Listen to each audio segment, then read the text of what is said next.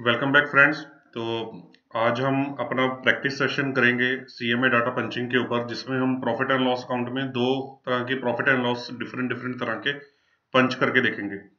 तो जो ये लेक्चर्स हम अभी कर रहे हैं बेसिकली, तो जरूरी नहीं है कि आप इसको अटेंड करें, बट ठीक है, इसमें काफी चीजें इन्वॉल्व रह सकती है, नई चीजें। जैसे कि आज हम जो प्रॉफिट एंड लॉस अकाउंट एक बार पंच करके देखेंगे सीएमए डाटा के अंदर, उसमें मैं एक प्रोफाइल, जैसे पर्टिकुलर कॉन्ट्रैक्टर प्रोफाइल, जो बेसिकली एक सर्विस एंटिटी है, एक कॉन्ट्रैक्टर प्रोफाइल, या जो रेंटल इनकम से अपना पैसा जनरेट कर रही है, इस तरह की प्रोफाइल्स के अंदर आपको प्रॉफिट एंड लॉस अकाउंट किस तरह का दिखाई देता है, उसके अंदर किस तरह की debit and credit side entries होती हैं और उनका कैसे कैसे ट्रीटमेंट करना चाहिए प्रॉफिट एंड लॉस में, तो वो चीज हम देखेंगे। दूसरा प्रॉफिट एंड लॉस एक मैं पंच करवाऊंगा एक मैन्युफैक्चरर और एक्सपोर्टर प्रोफाइल का, कि जो एक्सपोर्ट भी करता है, डोमेस्टिक सेल्स भी करता है, उसके profit and loss manufacturing account में आपको किस किस तरह के खर्चे, किस किस तरह की इनकम्स आपको दिखाई देंगी, और उन खर्चों और इनकम्स का प्रॉफिट एंड सीएमए डाटा की पंचिंग के टाइम हमको कहाँ कहाँ पे क्या क्या शो करना है।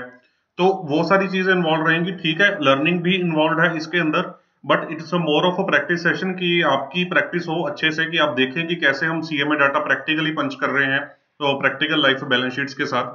तो ये आज के लेक्चर में प्रॉफिट एंड लॉस कवर करेंगे। तो जो उसके बाद में नेक्स्ट लेक्चर बनाऊंगा, तो नेक्स्ट लेक्चर के अंदर हम बैलेंस शीट्स को पंच करेंगे। सिमिलरली थोड़ी सी टेक्निकल बैलेंस शीट्स बनाएंगे और उनको पंच करेंगे। आज भी जो मैंने प्रॉफिट एंड लॉस अकाउंट आपके लिए सामने प्रेजेंट करे हैं, वो profit and loss account custom made है, मतलब वो मैंने अपने एक्सपीरियंस से अपने आप बनाए हैं, एक्सेल शीट पे बनाए हैं। तो उसके अंदर मैंने काफी वैरायटी ऑफ आइटम्स कवर करने की कोशिश की है, वैरायटी ऑफ आइटम्स या सिनेरियोस कवर करने की, आप लगा लीजिए, की कोशिश की है, जो नॉर्मली आपको प्रैक्टिकल लाइफ में इनकाउंटर करने को मिलते हैं। प्रैक्टिकल लाइफ में जो आपको इनकाउंटर करने को मिलते हैं, उस तरह की वैरायटी या सिनेरियोस को ऐड करने की मैंने अपनी तरफ से कोशिश की है। ठीक है, सारी चीजें नहीं कवर्ड, बट मोटा मोटा मेजोरिटी ऑफ चीजें यहाँ पे मैंने कवर करी हैं। तो सिमिलरली बैलेंस शीट वाला लेक्चर जब मैं बनाऊंगा, तो उसके अंदर भी कस्टम मेड बैलेंस शीट, यानी कि अपने आप एक बैलेंस शीट में बना के आपको दिखाऊंगा, बैलेंस शीट बना के रखूंगा, मेरे कहने का मतलब, और उस बैलेंस शीट को आपको पंच करके दिखाऊंगा। और जो बैलेंस शीट में ड्राफ्ट करके रखूंगा, उसके अंदर कोशिश करूंगा कि मैक्सिमम से मैक्सिमम जो टेक्निकल चीजें हैं, वो मैं उसके अंदर अपने प्रैक्टिकल एक्सपीरियंस के हिसाब से कवर कर सकूं। तो ये जो नेक्स्ट लेक्चर रहेगा, वो हम नेक्स्ट संडे यानी कि 21 को आपके सामने प्रेजेंट करेंगे। जो उससे नेक्स्ट लेक्चर है, यानी कि उससे नेक्स्ट संडे 28 को, उस दिन में आपको एक यूनिक चीज जो आपको कभी कभी प्रैक्टिकल लाइफ में फेस करने को मिलेगी, कि भाई क्लाइंट ने आपको ट्रायल बैलेंस पर दे दिया, जैसे 2021 का भी ऑडिट नहीं हुआ, या जब आप 2022 खत्म होएगा, आप अप्रैल मई में के मंथ में जाएंगे और उससे क्लाइंट को बोलेंगे कि हमको 31/3/22 तक के रिजल्ट्स दिखाइए, तो क्लाइंट कहेगा कि प्रोविजनल बैलेंस शीट तो मेरे पास रेडी नहीं है, तो ट्रायल बैलेंस मैं आपको दे देता हूं। तो ट्रायल बैलेंस वो आपको दे देगा। ट्रायल बैलेंस में तो लिस्ट ऑफ अकाउंट्स वगैरह सामने रखे होते हैं। तो ट्रायल बैलेंस अगर आपको उसने दे दिया, तो आपके बॉस ने आपको बोल देना है कि भाई इस ट्रायल बैलेंस को सीएमए डाटा के अंदर या फाइनेंशियल्स के अंदर पंच कर दे। तो मींस उस ट्रायल बैलेंस से बैलेंस शीट बना दे, और या उस ट्रायल बैलेंस से मतलब प्रॉफिट एंड लॉस अकाउंट, ये दोनों फाइनेंशियल स्टेटमेंट्स सीएमए के अंदर बना दो। तो भाई अगर आपके कॉन्सेप्ट नहीं क्लियर, अगर आपने कभी ये काम हाथ से निकाला ना हो, तो ये चीज आपके लिए बड़ी प्रैक्टिकली डिफिकल्ट हो सकती है। और आपको as a chartered accountant, as a professional, अपने बॉस को कहने में भी ये शर्म आएगी कि सर मेरे को तो ये समझ नहीं आ रहा कि मैं ट्रायल बैलेंस से बैलेंस शीट या प्रॉफिट एंड लॉस अकाउंट कैसे बनाऊं।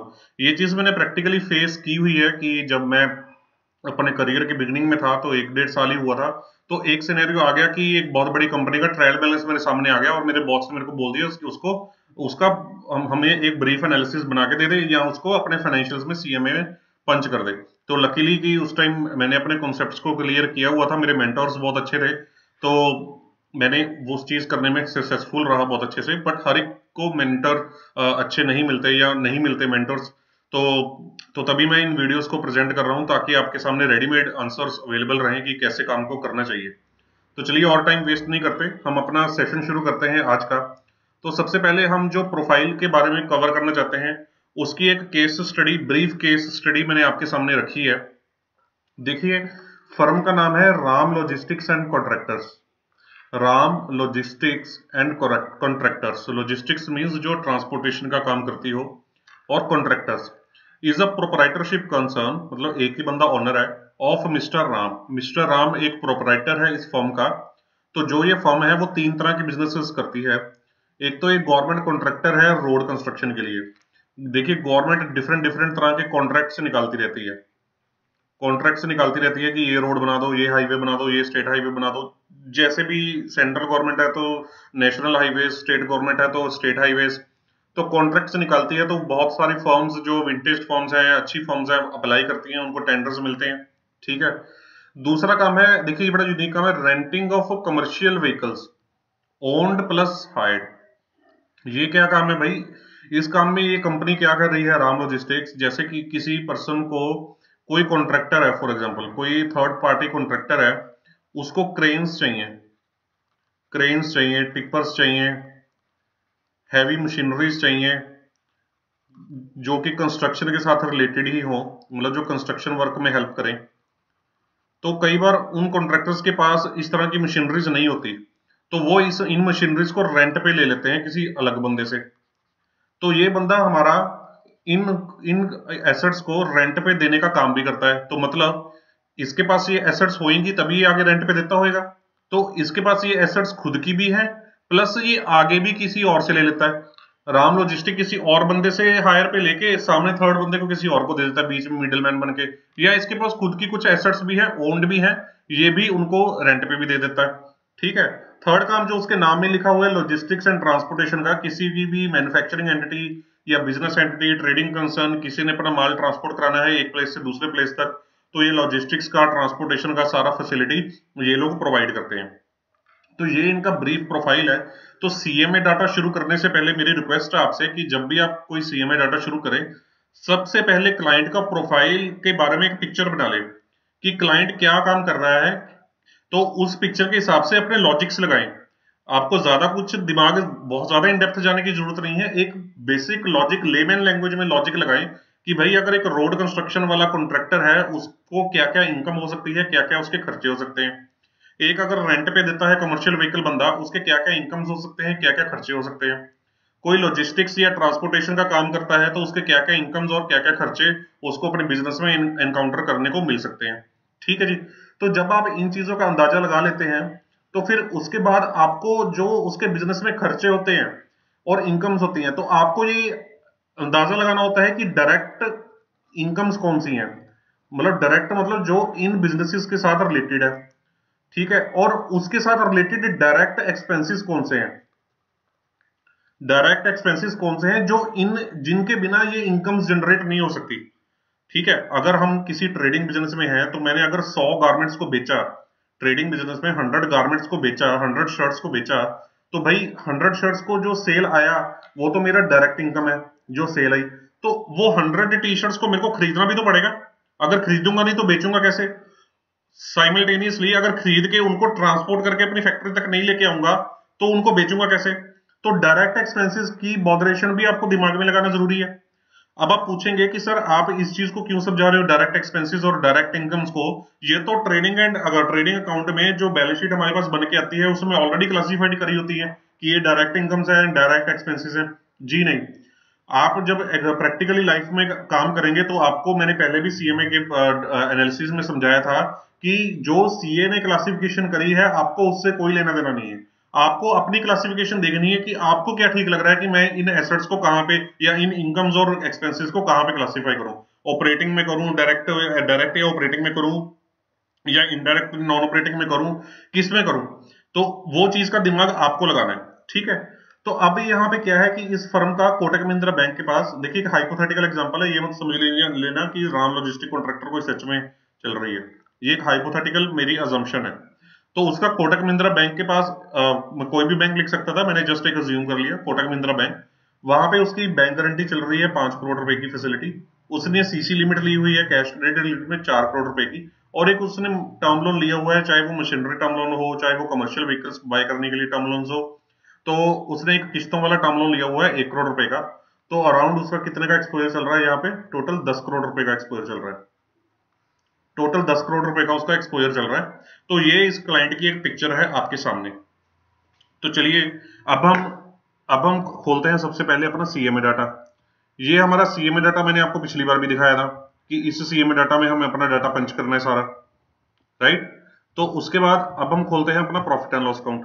ये लीजिए, देखिए अब आप एक चीज को ध्यान से समझिए।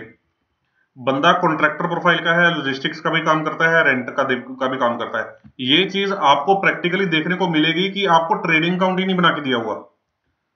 आपको ट्रेडिंग अकाउंट ही बना के नहीं दिया हुआ, आपको सीधा एक प्रॉफिट एंड लॉस स्टेटमेंट दे दी गई है, जिसके अंदर सारे इनकम्स को डाल दिया गया, सारे खर्चों को डाल दिया गया, ऊपर नीचे डाल दिया गया, कोई सीरियल ऑर्डर फिक्स नहीं है, कोई कुछ नहीं है, सारी चीजों को एडजस्ट कर दिया गया, एंड में एक नेट प्रॉफिट आपको निकाल के दे दिया। तो इसी वजह से मैं आपको बोलता हूं कि भाई साहब, आपको खुद के दिमाग में अंदर क्लैरिटी होनी चाहिए उसके बिजनेस के हिसाब से कि कौन से खर्चे डायरेक्ट हैं, रिलेटेड टू बिजनेस हैं, कौन सी इनकम डायरेक्ट है, कौन सी रिलेटेड टू बिजनेस है या नहीं है। तो इन चीजों की क्लैरिटी, आपके थॉट आपके दिमाग में क्लियर होने चाहिए, क्योंकि ये सिनेरियो आपके सामने प्रैक्टिकली कभी भी आ सकता है कि एक प्रॉफिट एंड लॉस स्टेटमेंट आ गई, उसमें से आपको अब बाइफरकेशन ही नहीं है कि भाई कौन सी डायरेक्ट खर्चे हैं, कौन सी इनडायरेक्ट खर्चे हैं, कौन सी डायरेक्ट इनकम है, कौन सी इनडायरेक्ट इनकम है, कौन सी ऑपरेटिंग इनकम है, कौन सी नॉन ऑपरेटिंग इनकम है। तो यही चीज का मजा है, यही चीज आपकी अंडरस्टैंडिंग को बताएगी कि आप चीजों को कितना अच्छे से समझते हैं, आपकी अंडरस्टैंडिंग कितनी डेवलप हुई है।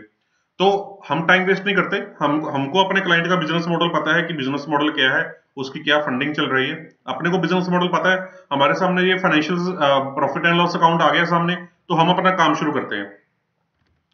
तो चलिए सबसे पहले हमारे पास जैसे ये प्रॉफिट एंड लॉस अकाउंट आ गया, तो उसके ऊपर हमारी क्या आती है, सेल्स, और उसके बाद आ गई ऑपरेटिंग इनकम्स, राइट। तो देखिए, ये एक सर्विस एंटिटी है, ये एक सर्विस एंटिटी है। तो सेल्स तो जैसे हम ट्रेडिंग मैन्युफैक्चरिंग कंसर्न्स के लिए यूज करते हैं कि उन्होंने कोई फिजिकल गुड्स को बेचा, जैसे ऐसे ही बोलते हैं ना सेल्स। तो आपको इस चीज से कंफ्यूज नहीं होना, सर्विस एंटिटी में उन्होंने क्या बेचा है, अपनी सर्विस को बेचा है, ठीक है, जिस चीज, तो वो सर्विस ही उसकी सेल है, वो सर्विस ही उसकी सेल है। तो एक एक आइटम को स्टडी करते हैं हम लोग पहले। तो चलिए यहीं पे पंच कर लेते हैं। एक्सपोर्ट वाला काम तो कोई है नहीं, ठीक है, सारा डोमेस्टिक काम है, तो एक्सपोर्ट को हम खाली छोड़ देंगे। तो रुपीज इन लैक्स पंच करेंगे। तो चलिए सबसे पहले ये देखते हैं। पहले तो ये आपको सोचना है, एक एक आइटम को पढ़ना है और सोचना है कि ये क्या चीज है। देखिए, ट्रांसपोर्टेशन एंड फ्रेट रिसीट, उसको किराया मिला है, ट्रांसपोर्टेशन से कमाई हुई है कितने रुपए की, 2 करोड़ रुपए की कमाई हुई है। तो भाई इसका क्या बिजनेस था, लॉजिस्टिक्स का बिजनेस था। तो लॉजिस्टिक्स के बिजनेस में उसको ट्रांसपोर्टेशन फ्रेट से कमाई तो होगी की होगी, तो ये क्या है, इसकी सेल्स ही है। तो रुपीज इन लैक्स पंच करने हैं, तो 200 यहां पे हम डाल देते हैं, is equal to 200। Okay, next, interest received 7 lakh rupees. देखिए इंटरेस्ट, जो ये ट्रांसपोर्टेशन वाली प्रोफाइल्स होती हैं बेसिकली, या जो ये कॉन्ट्रैक्टर्स वाली, मैं बोलूं कॉन्ट्रैक्टर्स वाली प्रोफाइल होती हैं, तो आपने देखा यहाँ पे कि इसकी बैंक गारंटी का एक्सपोजर है। मैंने बताया था ना आपको कि ये देखो 5 करोड़ रुपए की बैंक गारंटी उसकी चल रही है। तो ये बैंक गारंटीज कहाँ पे यूज होती हैं, ये बैंक गारंटीज यूज होती हैं गवर्नमेंट को टेंडर्स में अप्लाई करने के लिए। जब गवर्नमेंट के पास हम टेंडर्स के लिए अप्लाई करते हैं, तो ये गवर्नमेंट को हमको बैंक गारंटीज इशू करनी पड़ती हैं कि भाई हम अपना काम सेटिस्फैक्टरी तरीके से करके दिखाएंगे। या जैसे ही हम लोग अपना रेंटिंग ऑफ कमर्शियल व्हीकल का काम कर रहे हैं, फॉर एग्जांपल है जस्ट, मान लीजिए कि मैंने टाटा प्रोजेक्ट्स लिमिटेड के साथ टाई अप कर लिया कि भाई मैं आपको कमर्शियल व्हीकल सारे प्रोवाइड करूंगा आपके प्रोजेक्ट्स के लिए। तो टाटा प्रोजेक्ट लिमिटेड वाले कहते हैं कि मेरे को 50 लाख रुपए की बैंक गारंटी चाहिए, तो पॉसिबल है, उसके लिए भी दी जा सकती है बैंक गारंटी। तो सिमिलरली ऐसे भी किसी कॉर्पोरेट के साथ, किसी कस्टमर के साथ, किसी के साथ लिंक है, तो उनको बैंक गारंटी इशू की जा सकती है। तो 5 करोड़ रुपए की जैसे बैंक गारंटी दे दी, तो कई बार क्या होता है कि बैंक्स उसके ऊपर आपसे एफडी का मार्जिन मांगते हैं। अब 5 करोड़ की बैंक गारंटी अगर आपने बैंक से खुलवानी है, तो बैंक मान लीजिए बोलता है कि मेरे को 20% इसके ऊपर मार्जिन लाके दो, 20% एक एफ, क्योंकि आपने तो उन कंपनीज को बैंक गारंटी इशू करा के दे दी। अब कल को रिस्क तो बैंक को है ना, कि आपने डिफॉल्ट कर दिया तो बैंक को पैसा कौन देगा, ठीक है। तो बैंक आपको बोलता है कि भाई बैंक गारंटी जितनी की इशू की है उसके ऊपर 20% तो आप मेरे को एज अ मार्जिन सबमिट करो। ये मार्जिन 20 भी हो सकता है, 5% भी हो सकता है, 10% भी, 15% भी, 25% भी, 40% भी, 50% भी, depend upon call to call, bank to bank, case to case, ठीक है। मैं एवरेज 20% मान के चल रहा हूं। तो आपने 5 करोड़ का 20%, 1 करोड़ रुपया बैंक को as a FD, as a margin money दे दिया। वो मार्जिन मनी आपकी बैलेंस शीट की एसेट साइड पे आ जाएगी कि आपने 1 करोड़ रुपए जो एज अ एफडी दिया हुआ है बैंक को। अब जो 1 करोड़ रुपए एज अ एफडी अपने बैंक को दिया है, तो बैंक उसके ऊपर आपको इंटरेस्ट भी तो देगा, बैंक उसके ऊपर आपको इंटरेस्ट भी तो देगा। तो वो जो इंटरेस्ट होता है, फॉर एग्जांपल अगर 7% रेट ऑफ इंटरेस्ट से मिला है तो वो आपको इंटरेस्ट की इनकम होती है यहाँ पे 7 लाख रुपीज की। तो अगर मैं इसको टेक्निकली बहुत ही इन डेप्थ में, अगर बहुत ही बारीकी में सोचूं, तो हम ये मानते हैं कि भाई ये तो बैंक गारंटी का जो एक्सपोजर है ये तो बिजनेस के साथ रिलेटेड ही है, तो ये ऑपरेटिंग इनकम है, kind of interest received. But इसको इंटरेस्ट रिसीव्ड को कभी भी आप ऑपरेटिंग इनकम में मत डालिएगा, इसको नॉन ऑपरेटिंग इनकम का ही पार्ट मानिए, क्योंकि ये फाइनेंसिंग फैसिलिटी के लिए आपने काइंड ऑफ एक इंटरेस्ट कमाया है, आपने एक सिक्योरिटी दी बैंक को फाइनेंसिंग करने के लिए, और फाइनेंसिंग एक्टिविटी के ऊपर आपने इंटरेस्ट कमाया है अपना, जबकि आपका जो बिजनेस एंड प्रोफेशन है वो आपका अलग चल रहा है। ठीक है, एक फाइनेंसिंग एक्टिविटी का पार्ट है ये इंटरेस्ट रिसीव्ड लेना, कि ठीक है, तो इस वजह से इसको हम नॉन ऑपरेटिंग इनकम मानेंगे। नॉन ऑपरेटिंग इनकम यहाँ पे तो आ गई है हमारी ऑपरेटिंग इनकम। तो चलिए नॉन ऑपरेटिंग इनकम ढूंढते हैं कि नीचे कहाँ पे है नॉन ऑपरेटिंग इनकम।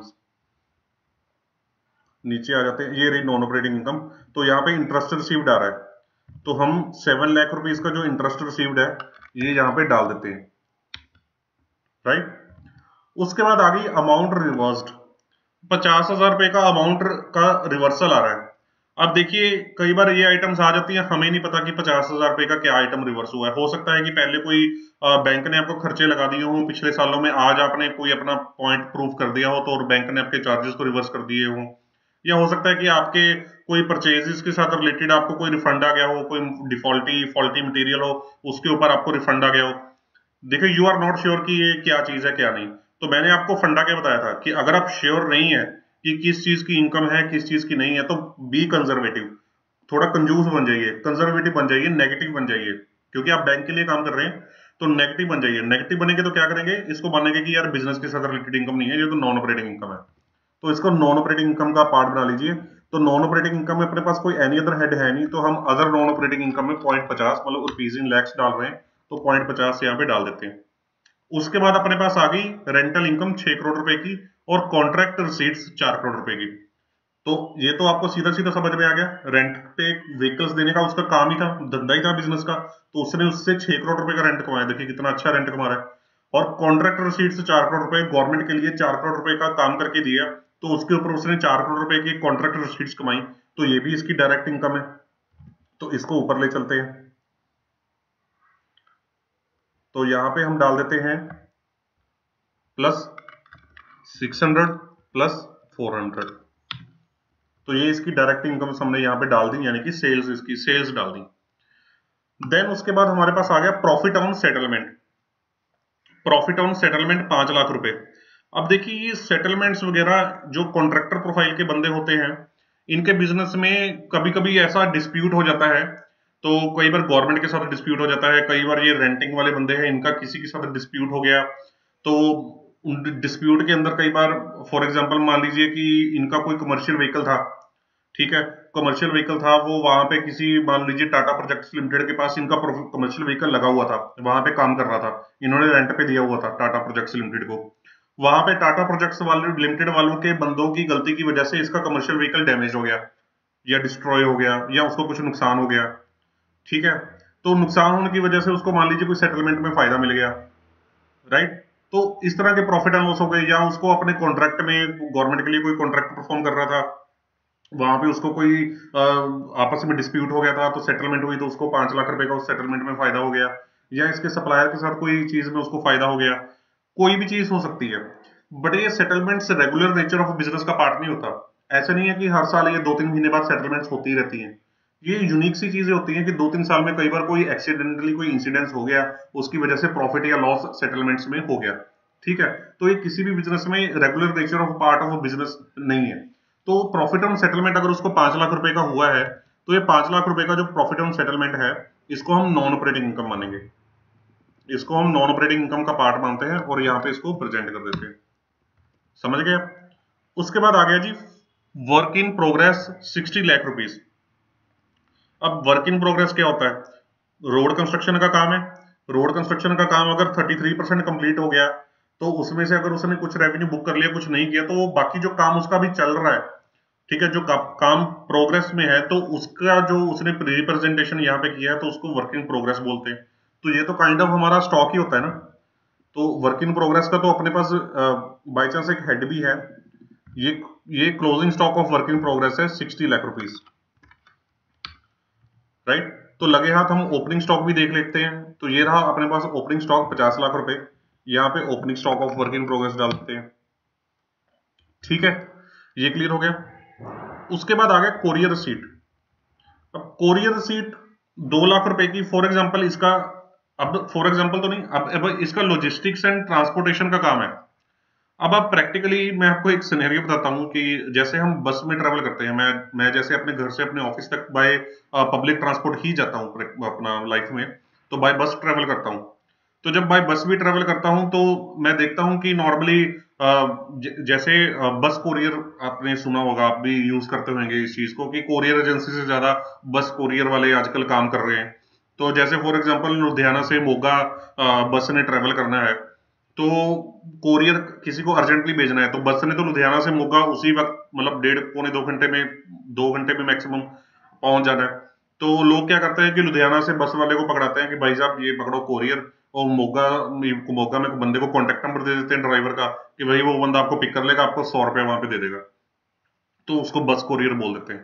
तो ये जैसे ये बंदे लॉजिस्टिक्स एंड ट्रांसपोर्टेशन का काम कर रहे हैं, तो माइट भी पॉसिबल कि उनको ये कोरियर रिसीट्स की रास्ते में वो कोरियर भी ले जाते हों, क्योंकि उनको अगर मान लीजिए लुधियाना से दिल्ली जाना है, अपना माल डिलीवर करना है, तो रास्ते में उन्होंने अपनी, उनके लिंक्स बने हुए हैं कोरियर एजेंसीज के साथ, किसी भी के भी साथ, या इंडिविजुअल लोगों के साथ, तो कोरियर्स भी साथ में ले जाते हैं।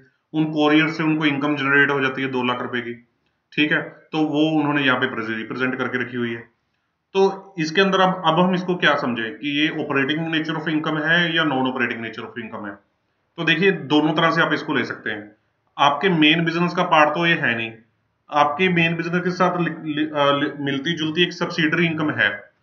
तो मैं अगर आइडियली मैं क्या मानूंगा इस चीज को, आइडियली अगर इस चीज की अमाउंट सिग्निफिकेंट हो, देखिए हम यहाँ पे बात कर रहे हैं करोड़ों की, 2 करोड़ रुपए, 6 करोड़ रुपए, 4 करोड़ रुपए, 12 करोड़ रुपए, और 12 करोड़ रुपए से सिर्फ 2 लाख रुपए, अगर ये तो अमाउंट हो 20-25 लाख रुपए की सिग्निफिकेंट अमाउंट, फिर तो मेरे दिमाग में ये चीज क्लिक करे कि यार ये कोरियर सीट्स का भी अच्छा खासा धंधा ये कर रहा है, ठीक है। तो इसका ये पार्ट ऑफ द बिजनेस भी है। मैं क्लाइंट से भी इस चीज को ऑब्वियसली समझना भी चाहूंगा कि सर ये कैसे कमा रहे हैं आप इतने 20-25 लाख रुपए सिर्फ कोरियर से। पर यहाँ तो इसने नाम मात्र से क्या 1.5-2 लाख रुपए कमाए हैं कोरियर इनकम से, ठीक है। तो दैट मीन्स इसका कोई रेगुलर नेचर का पार्ट ऑफ बिजनेस या कोई बहुत significant nature of part of business या considerable nature of part of business तो ये देखने में लग नहीं रहा 2 लाख रुपए, ठीक है। तो उसने ठीक है माल जाता होगा, कोई बंदा ने कॉन्ट्रैक्ट कर लिया होगा, दे दिया होगा, तो उसने कमा लिया होगा, नहीं नहीं किसी ने भेजा, नहीं कमाया, ठीक है। तो कोई रेगुलर सोर्स ऑफ इनकम या इस तरह से साउंड नहीं कर रहा, क्योंकि अमाउंट सिग्निफिकेंट नहीं है। तो इस सिनेरियो में इसका क्या करें, इसको नॉन ऑपरेटिंग इनकम में कंसीडर कर ले। हाँ सिग्निफिकेंट अमाउंट होती, थोड़ा सा 10-20 लाख रुपए होती है अमाउंट, तो मैं थोड़ा सा इसके बारे में गौर करता कि इसको कहाँ पे दिखाएं, क्लाइंट से भी समझता इस चीज को। बट हाल फिलहाल क्योंकि अमाउंट सिग्निफिकेंट है तो इनसिग्निफिकेंट है, तो मैं इसको नॉन ऑपरेटिंग इनकम में ही क्लासिफाई करना बेटर समझूंगा। उसके बाद अदर इनकम आ गई 5 लाख रुपए की। इसके बारे में देखिए कोई एक्सप्लेनेशन नहीं है कि 5 लाख रुपए कहां से कमाए बंदे ने, ठीक है। तो भाई क्या फंडा समझाया मैंने आपको, नहीं समझ आ रहा, कंजर्वेटिव हो जाओ, कंजूस हो जाओ, नॉन ऑपरेटिंग इनकम में डाल दो। तो अब आप पूछेंगे कि सर अब ये 5 लाख रुपए के बारे में हम क्लाइंट से पूछेंगे कि सर ये 5 लाख रुपए की अदर इनकम कौन सी है। भाई मत पूछना, मत पूछना, आप अपने आप को भी क्यों क्लाइंट के सामने हरास कर रहे हो। करोड़ों रुपए की कमाई है बंदे की, ठीक है। करोड़ों रुपए की कमाई में उसने 86 लाख रुपीस का आप सामने देखिए नेट प्रॉफिट कमाया हुआ है। और 5 लाख रुपए कोई एनी अदर इनकम से जनरेट हो भी गए, कोई स्क्रैप सेल कर दिया, कोई इसका कमर्शियल व्हीकल खराब हो गया, टूट गया, उसने उसका कबाड़ जो है उसको कबाड़ियों को बेच दिया, उसके टायर निकाल के बेच दिए, कोई 5 लाख रुपए इधर उधर से कमा भी लिए, तो क्या दिक्कत है। हम लोग कौन सा उसको ऑपरेटिंग इनकम मान रहे हैं, कोई बहुत बड़ी अमाउंट तो है नहीं। अगर कोई बहुत बड़ी अमाउंट होती 15-20-25 लाख रुपए होते फिर तो पूछते समझते कि भाई क्या चीज है। थोड़ा सा इस चीज को आपको अपने दिमाग में बैठाना पड़ेगा कि कौन सी चीज सिग्निफिकेंट है और कौन सी चीज इनसिग्निफिकेंट है, कौन सी मटेरियल है, कौन सी नॉन मटेरियल है। जो मटेरियल चीजें हैं वो आपकी सही जगह पे प्लेस्ड होनी चाहिए ऑपरेटिंग और नॉन ऑपरेटिंग में। जो इमटेरियल चीजें हैं, नहीं समझ आ रहा तो क्लाइंट से मत पूछिए प्लीज, ज्यादा छोटी छोटी चीजें पूछेंगे तो वो भी परेशान होएगा, उनको नॉन ऑपरेटिंग इनकम में उठा के डाल दीजिए। अनलेस एंड अनटिल कि आपका उनकी वजह से आपके फाइनेंशियल्स का रिजल्ट्स बहुत खराब हो रहा है। अगर नॉन ऑपरेटिंग में डालने से उनकी वजह से आपका फाइनेंशियल्स के रिजल्ट्स बहुत खराब दिख रहे हैं, फिर आप एक बार जरूर क्लाइंट से समझना चाहेंगे कि सर आपके फाइनेंशियल्स के रिजल्ट हमें हमारे डाटा के हिसाब से अच्छे नहीं आ रहे, उनके अंदर ये पॉइंट्स हमारे दिक्कत वाले, एक बार नॉन ऑपरेटिंग में क्लासीफाई कर लीजिए, फिर क्लाइंट से समझिए अगर फाइनेंशियल रिजल्ट्स खराब हो रहे हैं। और इस केस में तो सब कुछ मेरे को तो ठीक ही लग रहा है, ऐसी कोई दिक्कत वाली बात इसके अंदर तो लग नहीं रही, तो इसको ज्यादा दिमाग मत लगाइए, नॉन ऑपरेटिंग इनकम में क्लासीफाई कर दीजिए, ठीक है। उसके बाद आगे चलते हैं, ये तो होगी हमारी इनकम वाली साइड, ये तो होगी हमारी इनकम वाली साइड, ठीक है। अब आगे हमारे खर्चे। अब खर्चों में ही सबसे ज्यादा टेक्निकलिटी है, आपको एक एक खर्चा देखना है और आपको ये समझना है कि ये खर्चा कौन सा डायरेक्ट खर्चा है सीधा सीधा और जो कौन सा इनडायरेक्ट खर्चा है। चलिए समझते हैं। वर्क इन प्रोग्रेस 50 लाख रुपए का तो मैं डाल चुका हूं already, opening stock of work in progress, ये आपको क्लियर है। उसके बाद आज आ गया, इसने दिखाया है बंदे ने salary to engineer 7 lakh rupees. अब मेरे को एक बात बताइए, ये सैलरी टू इंजीनियर ये डायरेक्ट खर्चा है या इनडायरेक्ट खर्चा है? अब डायरेक्ट खर्चा तो आप समझते हैं ना कि जो पूरा ट्रेडिंग अकाउंट में आ रहा होता है, पर यहाँ पे तो ट्रेडिंग अकाउंट बना के दिया नहीं हुआ। इनडायरेक्ट खर्चे जो नीचे आ रहे होते हैं अपना ग्रॉस प्रॉफिट के निकलने के बाद, ये डायरेक्ट खर्चा है या इनडायरेक्ट खर्चा है? 2 मिनट आप खुद सोचिए। देखिए ये डायरेक्ट खर्चा है, सैलरी टू इंजीनियर। क्यों डायरेक्ट खर्चा है भाई? कॉन्ट्रैक्टर का काम है रोड कंस्ट्रक्शन का, इंजीनियर का ही तो सबसे इंपॉर्टेंट रोल है वहां पे। यहाँ पे तो चलो मैंने सैलरी उसकी 7 लाख रुपए कम डाली है, एक्चुअल में तो आप इन बैलेंस शीट्स को देखेंगे तो ये लेबर्स की, इंजीनियर्स की, इनकी सैलरीज का मोटा खर्चा होता है। तो भाई उसका ही तो मेन काम है, वो फील्ड में बैठा काम कर रहा है, वहां पे सारा डिजाइनिंग कर रहा है, वहां पे सारी इंप्लीमेंटेशन करवा रहा है, फील्ड पे बंदा काम कर रहा है। तो ये तो डायरेक्ट खर्चा ही हो गया ना, क्योंकि ये लेबर की तरह ही खर्चा हो गया बंदे का। तो ये सैलरी टू इंजीनियर जो हमारा खर्चा है ये डायरेक्ट खर्चा है, तो इसको हम कहां पे प्रेजेंट करेंगे? डायरेक्ट लेबर एंड वेजेस में 7 लाख रुपीस, राइट। उसके बाद आगे बीजी इश्यूएंस चार्जेस, बीजी मींस बैंक गारंटी। भाई 5 करोड़ की बैंक गारंटी चल रही है, बैंक गारंटी इशू करवाने पे बैंक कुछ चार्जेस को लगा देता है, 2 लाख रुपए के उसने चार्जेस लगाए हैं बैंक गारंटी के इश्यूएंस चार्जेस। आप खुद सोचिए ये कौन सा खर्चा है? ये फाइनेंस का खर्चा है हमारा, क्योंकि हम बैंक गारंटी हमने फाइनेंस करवाई हुई है अपने बैंक से, तो फाइनेंस करवाने के लिए बैंक जो हमको ये खर्चे लगा रहा है इशू करने के, तो ये फाइनेंस का खर्चा है। तो फाइनेंस के खर्चे के लिए हम ढूंढते हैं कि स्पेसिफिक प्लेस कहाँ पे है फाइनेंस के खर्चों के लिए। ये देखिए ये आ गया फाइनेंस के चार्जेस, फाइनेंस के चार्जेस का स्पेसिफिक हेड बना हुआ है। तो उसमें एक बैंक, उसमें ये देखिए अनसिक्योर्ड लोन, ये term loan, working capital limits, अपना बैंक गारंटी इश्यूएंस चार्जेस तो ऐसे तो कहीं पे भी दिख नहीं रहा कि कहाँ पे कवर करें, तो क्योंकि नहीं कोई जनरल समझ आ रहा तो नॉर्मल इनको बैंक चार्जेस के हेड में कवर कर देते हैं। 2 लाख रुपए ये बैंक चार्जेस में डाल देते हैं, BG issuance charges. Similarly LC issuance charges भी हो सकते हैं, तो वो भी ऐसे आ जाएंगे। ऑडिट फीस, ऑडिट फीस का कोई स्पेसिफिक हेड देख लेते हैं है या नहीं है। अगर स्पेसिफिक हेड नहीं है तो ये जनरल एक्सपेंसेस में अपने आप आ जाएगा। उसके बाद आ जाते हैं bank charges 30,000 rupees, bank charges को यहां पे डाल देते हैं 30,000 रुपीज को, 0.30। उसके बाद हम आ गए बैंक इंटरेस्ट 30 लाख रुपए, और बैंक इंटरेस्ट कार लोन का 2 लाख रुपए। अब बैंक इंटरेस्ट सीसी लिमिट भी चल रही है क्लाइंट की, टर्म लोन भी चल रहा है, वेरियस फैसिलिटीज चल रही हैं, तो उनके ऊपर उसको इंटरेस्ट का खर्चा लग गया। तो हमने आपको बताया था कि अगर अनलेस एंड अनटिल आपके पास ये बाइफर्केशन नहीं है कि टर्म लोन है या क्या है, तो आप इसको वर्किंग कैपिटल लिमिट में डाल दीजिए। 30 लाख रुपए वर्किंग कैपिटल का खर्चा, और कार लोन क्या होता है? एक टर्म लोन ही होता है, तो कार लोन का खर्चा 2 लाख रुपए का हम यहाँ पे डाल देते हैं। टर्म लोन मीन्स जो किस्तों वाला लोन, तो कार लोन का खर्चा हमने यहाँ पे डाल दिया। चलिए उसके बाद कार एक्सपेंसेस, कार एक्सपेंसेस तो ये जनरल से खर्चे हैं, तो इनको तो कहीं पे भी हमारे उस तरह के रिलेटेड नहीं है कि इनको सिग्निफिकेंटली कहीं पे शो करे। Charity and donation normal business का खर्चा है। कमीशन का खर्चा 3 लाख रुपए, कमीशन एजेंट इसने रखा होगा, उसको अपनी सेल्स के लिए टारगेट दिए होंगे, तो उसने टारगेट अचीव किए होंगे तो उसको कमीशन दिया होगा, तो ये सेलिंग का खर्चा हो गया हमारा। तो सेलिंग का खर्चा हो गया, तो यहाँ पे हमारे पास एक स्पेसिफिक हेड भी है कमीशन का, तो यहाँ पे हम कमीशन का खर्चा डाल देते हैं। अगर ये हेड ना होता तो इनको सेलिंग एक्सपेंसेस में डाल देते, राइट। उसके बाद आ गया कॉन्ट्रैक्टर फीस 1.5 करोड़ रुपए। अब भाई कॉन्ट्रैक्टर फीस क्या हो सकती है? कॉन्ट्रैक्टर फीस को आप ध्यान से समझिए।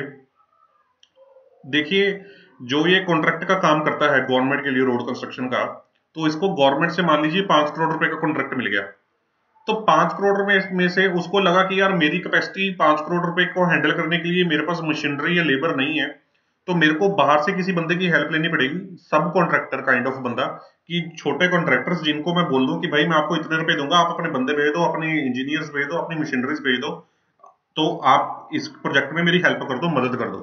ठीक है, ये भी हो सकता है कि जो कंपनीज अपना पूरा पूरा कॉन्ट्रैक्ट ही आगे सब कॉन्ट्रैक्ट कर दें। ठीक है, तो ये भी हो सकता है कि पार्शियल करें। ठीक है, तो जो ये खर्चा किया होता है, तो ये तो अपने मेन कॉन्ट्रैक्ट को पूरा करने के लिए किया है। जो ये 4 करोड़ का कॉन्ट्रैक्ट हमने रिसीट्स जनरेट की है, उसको पूरा करने के लिए आगे हमने सब कॉन्ट्रैक्टर्स को फीस पे करी है 1.5 करोड़ रुपए की। तो ये तो हमारा डायरेक्ट खर्चा हो गया एज इक्वलेंट टू, अगर ये 4 करोड़ रुपए की हमारी सेल्स थी, तो ये काइंड ऑफ 4 करोड़ 1.5 करोड़ रुपए हमारी परचेज के इक्वलेंट ही हो गया। ये हमारी परचेजिंग के इक्वलेंट ही हो गया ना। तो यहाँ पे इसको डाल देते हैं, इंपोर्टेड तो नहीं है, इंडिजिनियस में हम इसको डाल देते हैं 1.5 करोड़ रुपए, 150 रुपीज इन लैक्स है ना। चलिए, उसके बाद आ गया डेप्रिसिएशन। भाई कॉन्ट्रैक्टर प्रोफाइल है पहली, कॉन्ट्रैक्टर प्रोफाइल में इसके पास एसेट्स होंगे अपने रोड कंस्ट्रक्शन करने के लिए, जो आप देखते हैं ना कितनी कितनी तरह की मशीनरीज लगी होती हैं।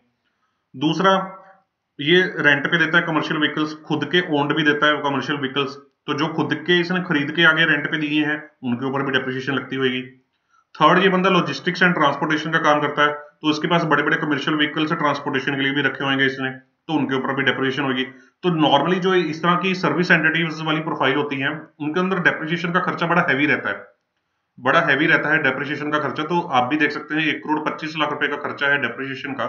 तो इस खर्चे को भी हम जो है डायरेक्ट खर्चा मानेंगे। तो यहाँ पे इसको हम दिखा देते हैं 125 का खर्चा, हमने एक हेड बनाया हुआ है डेप्रिसिएशन का।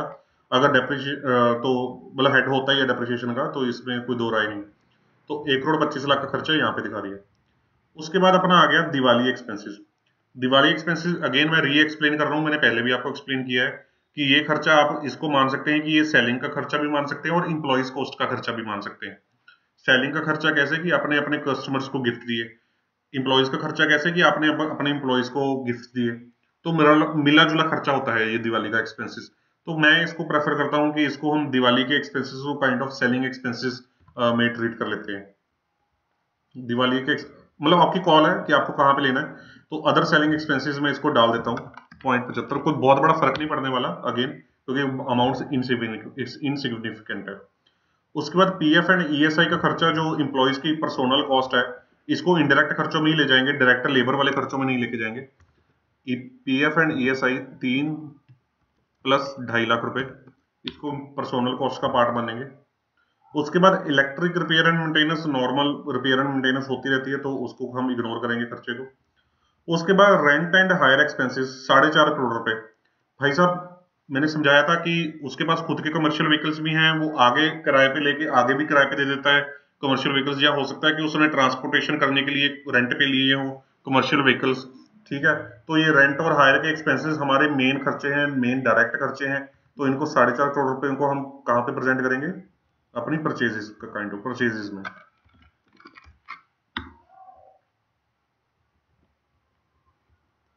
राइट, तो ये भी कवर हो गया। उसके बाद vehicle repair and maintenance 20 lakh रुपए। भाई साहब व्हीकल रिपेयर एंड मेंटेनेंस का 20 लाख रुपए का खर्चा, आप खुद सोचिए कि इस प्रोफाइल में डायरेक्ट खर्चा है या इनडायरेक्ट खर्चा है। देखिए अगर कोई मैन्युफैक्चरिंग एंटिटी होती, ट्रेडिंग एंटिटी होती, तो सबसे पहले तो मैं पूछता कि 20 लाख रुपए आपके लग कैसे गए मैन्युफैक्चरिंग एंड ट्रेडिंग बिजनेस में, व्हीकल की रिपेयर एंड मेंटेनेंस में इतना खर्चा कैसे लग गया।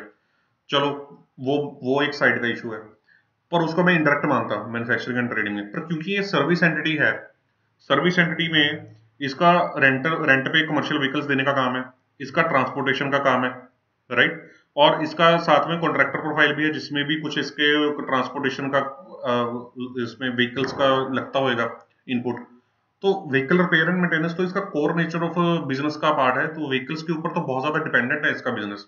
ठीक है, जैसे कि अगर मैन्युफैक्चरिंग कंसर्न में मशीनरी रिपेयर एंड मेंटेनेंस एक कोर बिजनेस का पार्ट होता है, तो सिमिलरली इस तरह की प्रोफाइल में व्हीकल रिपेयर एंड मेंटेनेंस एक कोर नेचर ऑफ बिजनेस का पार्ट है। तो आप इस अंडरस्टैंडिंग को अगर समझ पा रहे हैं, बना पा रहे हैं, तो आप ये समझ गए हैं कि इसको कहां पे डालना है हमने, डायरेक्ट खर्चों में।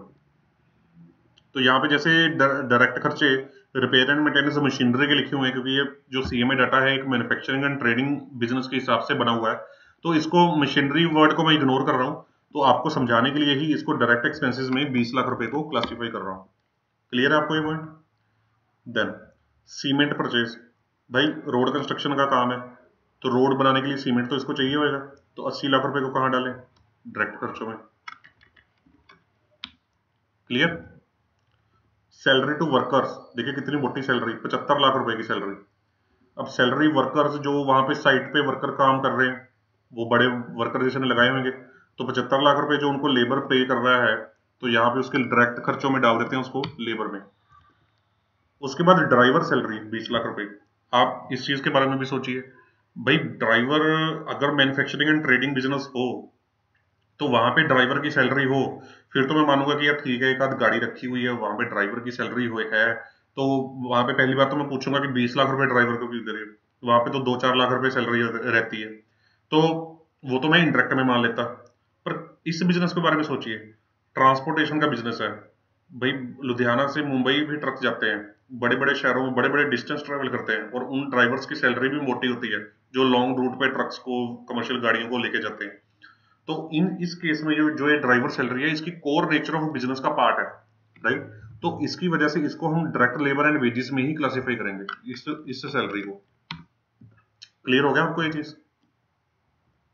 इंटरेस्ट ऑन इनकम टैक्स, ये कोई फाइनेंस का खर्चा नहीं है, इंटरेस्ट ऑन इनकम टैक्स, आप इस चीज को समझिए, राइट? फाइनेंस का खर्चा नहीं है, तो इस चीज को इग्नोर करें, ये आपका फाइनेंस खर्चों में नहीं आएगा। सिमिलरली इंटरेस्ट ऑन टीडीएस, ये नहीं आएगा। टेंडर फीस 25,000 रुपए, इसके बारे में सोचिए आप, गवर्नमेंट के कॉन्ट्रैक्ट्स लेने हैं तो टेंडर अप्लाई करना पड़ता है, तो टेंडर अप्लाई करते वक्त उसमें कुछ फीस लग गई, टेंडर की फीस लगी, तो ये तो डायरेक्ट खर्चा हो गया ना। टेंडर आपने अप्लाई किया तभी तो आपके पास उसके बाद टेंडर आपको अलॉट हुआ, नहीं तो फिर आपको टेंडर अलॉट कैसे होता अगर आप टेंडर अप्लाई ही ना करते तो? ठीक है, तो टेंडर अलॉट ना होता तो फिर आप इनकम कैसे जनरेट करते कॉन्ट्रैक्ट वाली? तो ये आपका डायरेक्ट खर्चा है। मैंने ये 25,000 रुपये कम डाली है फीस, वैसे ज्यादा होती है, तो इसको मैन्युफैक्चरिंग एक्सपेंसेस, यहाँ पे देखिए ये ट्रेडिंग एंड मैन्युफैक्चरिंग के हिसाब से है, तो इसको आप समझिए कि अदर मैन्युफैक्चरिंग नहीं लिखा, आप समझिए कि अदर एक्सपेंसेस लिखा है, अदर डायरेक्ट एक्सपेंसेस। तो यहाँ पे मैं 25,000 रुपये यहाँ पे क्लासिफाई कर देता हूँ। ठीक है जी। लीगल एक्सपेंसेस, ठीक है, कुछ सेटलमेंट्स वगैरह या डिस्प्यूट वगैरह होते रहते हैं, तो लीगल एक्सपेंसेस इनके चल जाते हैं। उसके बाद machinery repair and maintenance 4 lakh रुपए। देखिए जो उसने मशीनरी कमर्शियल गाड़ियों के अलावा कुछ मशीनरीज भी तो उसके पास है, तभी तो वो कॉन्ट्रैक्ट कर रहा है वहां पे परफॉर्म। ठीक है, कॉन्ट्रैक्टर प्रोफाइल रोड्स बना रहा है, तो मशीनरी तो रखी होगी 4 लाख रुपए, तो उसके ऊपर जो खर्चा लगा है तो इसको डायरेक्ट खर्चे में लेके जाएंगे, डायरेक्ट खर्चे में लेके जाएंगे। क्लियर आपको? उसके बाद मिसलेनियस एक्सपेंसेस छोड़ दीजिए, मोबाइल फोन के एक्सपेंसेस 50,000 रुपए कोई स्पेसिफिक हेड में डालने की जरूरत नहीं है। न्यूज़पेपर का खर्चा, प्रिंटिंग स्टेशनरी का खर्चा, प्रोफेशनल रॉ चार्जेस का खर्चा, अदर रॉ मटेरियल परचेज। अब अदर रॉ मटेरियल परचेज, ये तो मतलब साफ ही है कि रॉ मटेरियल की परचेजिंग है 1 करोड़ रुपए की, तो इसको 100 को हम यहाँ पे क्लासिफाई कर देते हैं अपने पास। क्लियर? उसके बाद फ्रेट इनवर्ड, फ्रेट इनवर्ड मैंने बताया कि अगर आपके पास माल ही अंदर नहीं आया तो फिर आप उसको बेचोगे कैसे? तो फ्रेट इनवर्ड का जो खर्चा है आपका, फ्रेट इनवर्ड का खर्चा हम इसका यहाँ पे डायरेक्ट खर्चा होता है, तो इसको हम यहाँ पे हेड बना हुआ है, तो वहां पे 12 लाख रुपए को डाल देते हैं। अगर ये हेड ना होता तो अदर डायरेक्ट एक्सपेंसेस में डाल देते या परचेजेस में ऐड कर देते। उसके बाद पेनल्टी फॉर कॉन्ट्रैक्ट 4 लाख रुपए। भाई इसको पेनल्टी पड़ गई 4 लाख रुपए की क्लाइंट को। देखिए इस तरह के यूनिक खर्चों के बारे में आपके साथ जिक्र कर रहा था कि मैं मतलब अपने एक्सपीरियंस के हिसाब से कुछ ऐसी आइटम्स आपको प्रेजेंट कर दूंगा कि जो आपको सीखने में समझने में मिलेगी कि अच्छा ये चीजें हमको बनाते टाइम देखने को मिल सकती हैं, तो उनके पीछे आपको ये रट्टा नहीं मारना कि इन चीजों को कहाँ पे कहाँ दिखाना है, कि अंकुश ने कैसे बताया था उसको यहाँ से नहीं यहाँ पे दिखाना है, ये चीज के बारे में नहीं सोचना। मैं जो बोल रहा हूं कि मैं थॉट क्या लगा रहा हूं, आपको थॉट पे ध्यान देना है बस। अगर आप थॉट पे ध्यान देंगे तो आप जब खुद काम करेंगे तो आपके दिमाग में भी थॉट आनी शुरू होगी कि अच्छा इसको ऐसे ऐसे सोच सकते हैं, इसको इस तरह से प्रेजेंट कर सकते हैं। आपको ये रट्टा नहीं मारना कि उन्होंने पेनल्टी को वहां पे डाला था, उन्होंने दिवाली एक्सपेंस को यहाँ पे डाला था, इस चीज का रट्टा नहीं मारना, कभी भी नहीं मारना रट्टा।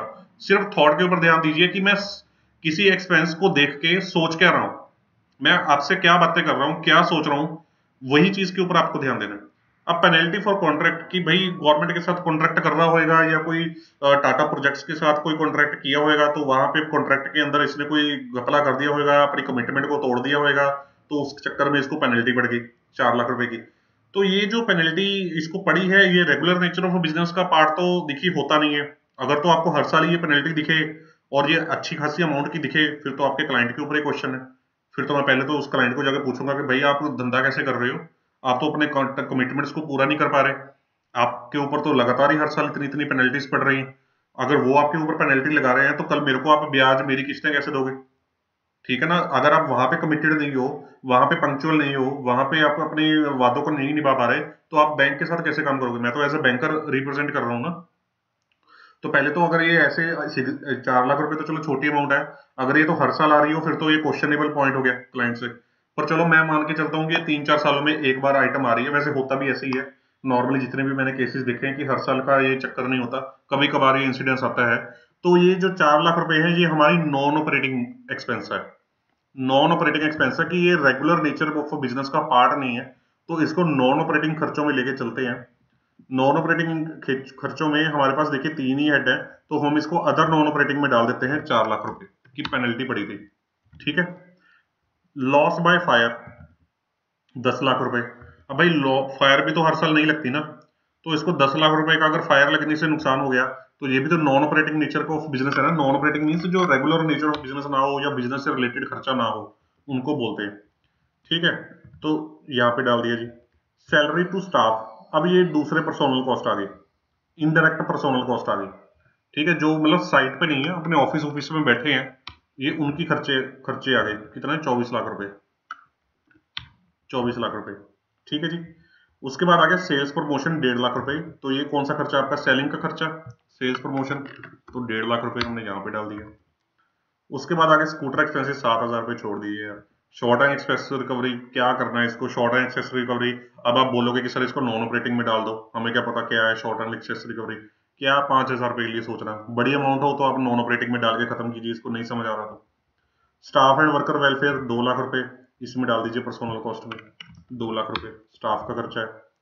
टेलीफोन एक्सपेंसेस 70,000 रुपए छोड़ दीजिए। ट्रैवलिंग एक्सपेंसेस 3 लाख रुपए। ट्रैवलिंग एक्सपेंसेस आपकी चॉइस है कि आपको इसको किस तरह से लेना है। ट्रैवलिंग एक्सपेंसेस को आप एज अ सेलिंग एक्सपेंस भी ले सकते हैं। क्यों? क्योंकि हम अलग अलग जगह जगह पे जा रहे हैं, कस्टमर्स से मिल रहे हैं, उनके पास स्टे कर रहे हैं, उनको लंच करा रहे हैं, हम खुद लंच कर रहे हैं, ट्रैवल कर रहे हैं। मैं अपने कस्टमर से दिल्ली मिलने गया, नए कस्टमर से, मैं नए एक मीटिंग थी कस्टमर के साथ, वहां पे गया, ट्रैवलिंग एक्सपेंस हो गए। तो सेल करने के लिए, अपना बिजनेस बढ़ाने के लिए मैं ये खर्चा कर रहा हूँ, आप सेलिंग एक्सपेंस भी मान सकते हैं।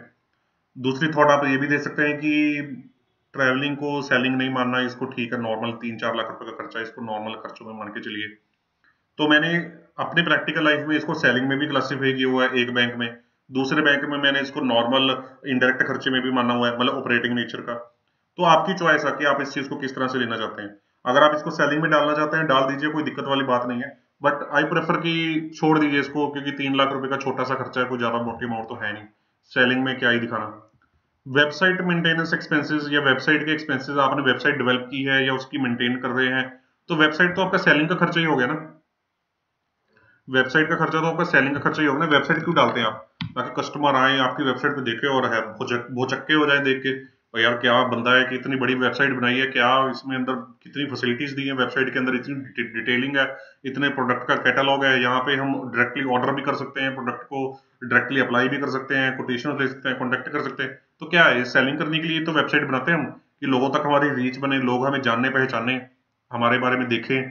तो सेलिंग एक्सपेंस हो गया ये, राइट। तो ये हमारे खर्चे जो मोटे मोटे थे क्लासिफाई करने वाले, हमने कर दिए।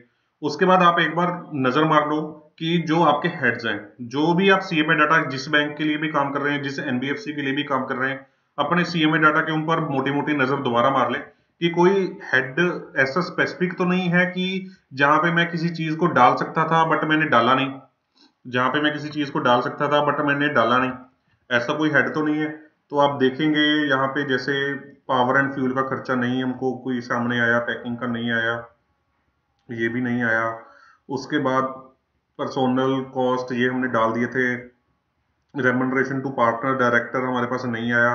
ऑडिटर रेमुनरेशन, ऑडिटर रेम्यूनरेशन मेरे को ध्यान में आ रहा है कि यहाँ पे था 25,000 रुपये, तो यहाँ पे क्योंकि एक स्पेसिफिक हेड बना हुआ है तो यहाँ पे उठा के डाल दीजिए।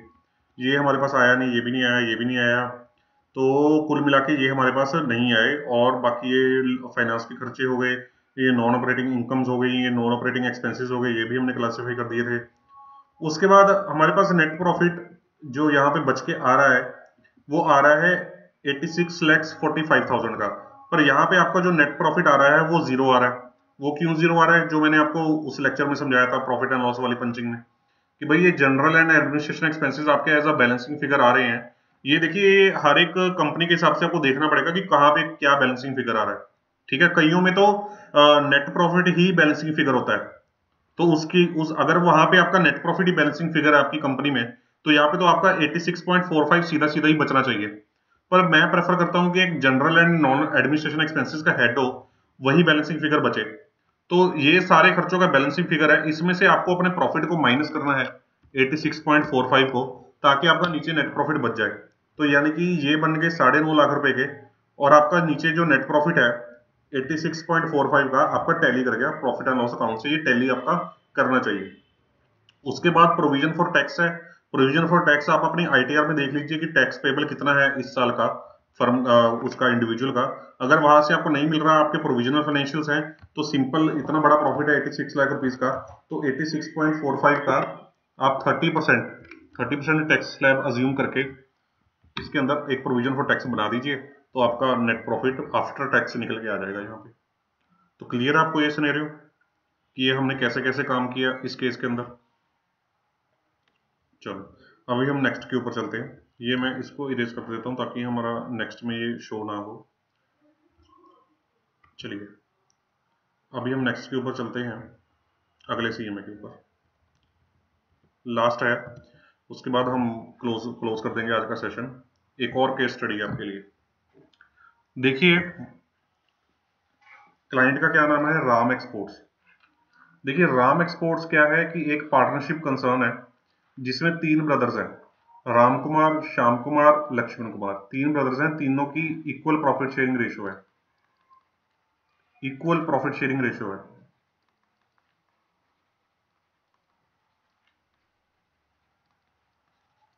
राइट? जो राम एक्सपोर्ट्स है वो क्या काम करता है? It is engaged in the business of manufacturing of manufacturing business of, मतलब ये मैन्युफैक्चरिंग का काम है। मैन्युफैक्चरिंग मैंने ऊपर अलग से लिख दिया, जिसमें ये domestic as well as export sales कर रहा है। किसकी? ऑटो पार्ट्स की। ऑटो पार्ट्स की मैन्युफैक्चरिंग करता है, थोड़ा सेंटेंस गलत हो गया। ऑटो पार्ट्स की मैन्युफैक्चरिंग करता है, जिसको ये डोमेस्टिक भी सेल करता है और एक्सपोर्ट भी करता है। ये ऑटो पार्ट्स कौन से हैं? जो बड़ी बड़ी गाड़ियों, कमर्शियल व्हीकल्स में यूज होते हैं। अच्छा, बड़ा मोटा काम है फिर तो। एक तो होता है छोटे छोटे साइकिल्स के पार्ट बना लिए, या मोटरसाइकिल के पार्ट बना लिए, या 4 व्हीलर गाड़ियों के पार्ट छोटे छोटे बना लिए। एक होता है बड़ी बड़ी कमर्शियल गाड़ियों के पार्ट्स बनाए, ट्रकों के, बड़े बड़े कमर्शियल व्हीकल्स के पार्ट्स बनाए, ये बड़े बंदे हो गए। ठीक है, तो जो भी ऑटो पार्ट्स बनाने के लिए ये रॉ मटेरियल यूज करता है, around 60% of the raw material is bought from sister concern Ram Autocast. जो ये इसको ऑटो पार्ट्स बनाने के लिए रॉ मटेरियल चाहिए, जो जो भी इसका आयरन एंड स्टील का जो भी रॉ मटेरियल इसका लगता होगा, वो ये रॉ मटेरियल कहाँ से खरीदता है? वो बता रहे हैं कि वो रॉ मटेरियल अपनी ही सिस्टर कंसर्न से खरीदता है। यानी कि इन तीनों भाइयों की एक और फर्म भी है, राम ऑटोकास्ट। एक और फर्म भी है, पता नहीं इस फर्म में कौन बंदा प्रोपराइटर है, पार्टनर है, ये कंपनी है, ये नहीं अपने को पता। 60% माल इसी से आता है, 60% प्लस माल इसी से आता है। किसको? राम एक्सपोर्ट को। ठीक है, परचेजिंग के टाइम। तो firm is having multiple banking arrangement with city bank, Kotak Mahindra bank and axis bank. भाई इस फर्म का मल्टीपल बैंकिंग अरेंजमेंट है, मल्टीपल बैंकिंग अरेंजमेंट है।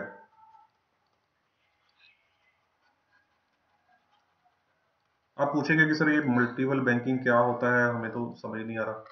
देखिए 3 तरह की चीजें होती हैं। एक होता है सोल बैंकिंग, एक होता है मल्टीपल बैंकिंग, एक होता है कंजोर्शियम फाइनेंस। कंजोर्शियम फाइनेंस या कंजोर्शियम बैंकिंग कह लो, 3 टर्म्स होती हैं। ठीक है जी, आप फिक्र मत कीजिए, इसके ऊपर एक सेपरेट लेक्चर आएगा। आने वाले टाइम में। बट अभी मैं जस्ट एक ब्रीफ बता देता हूँ।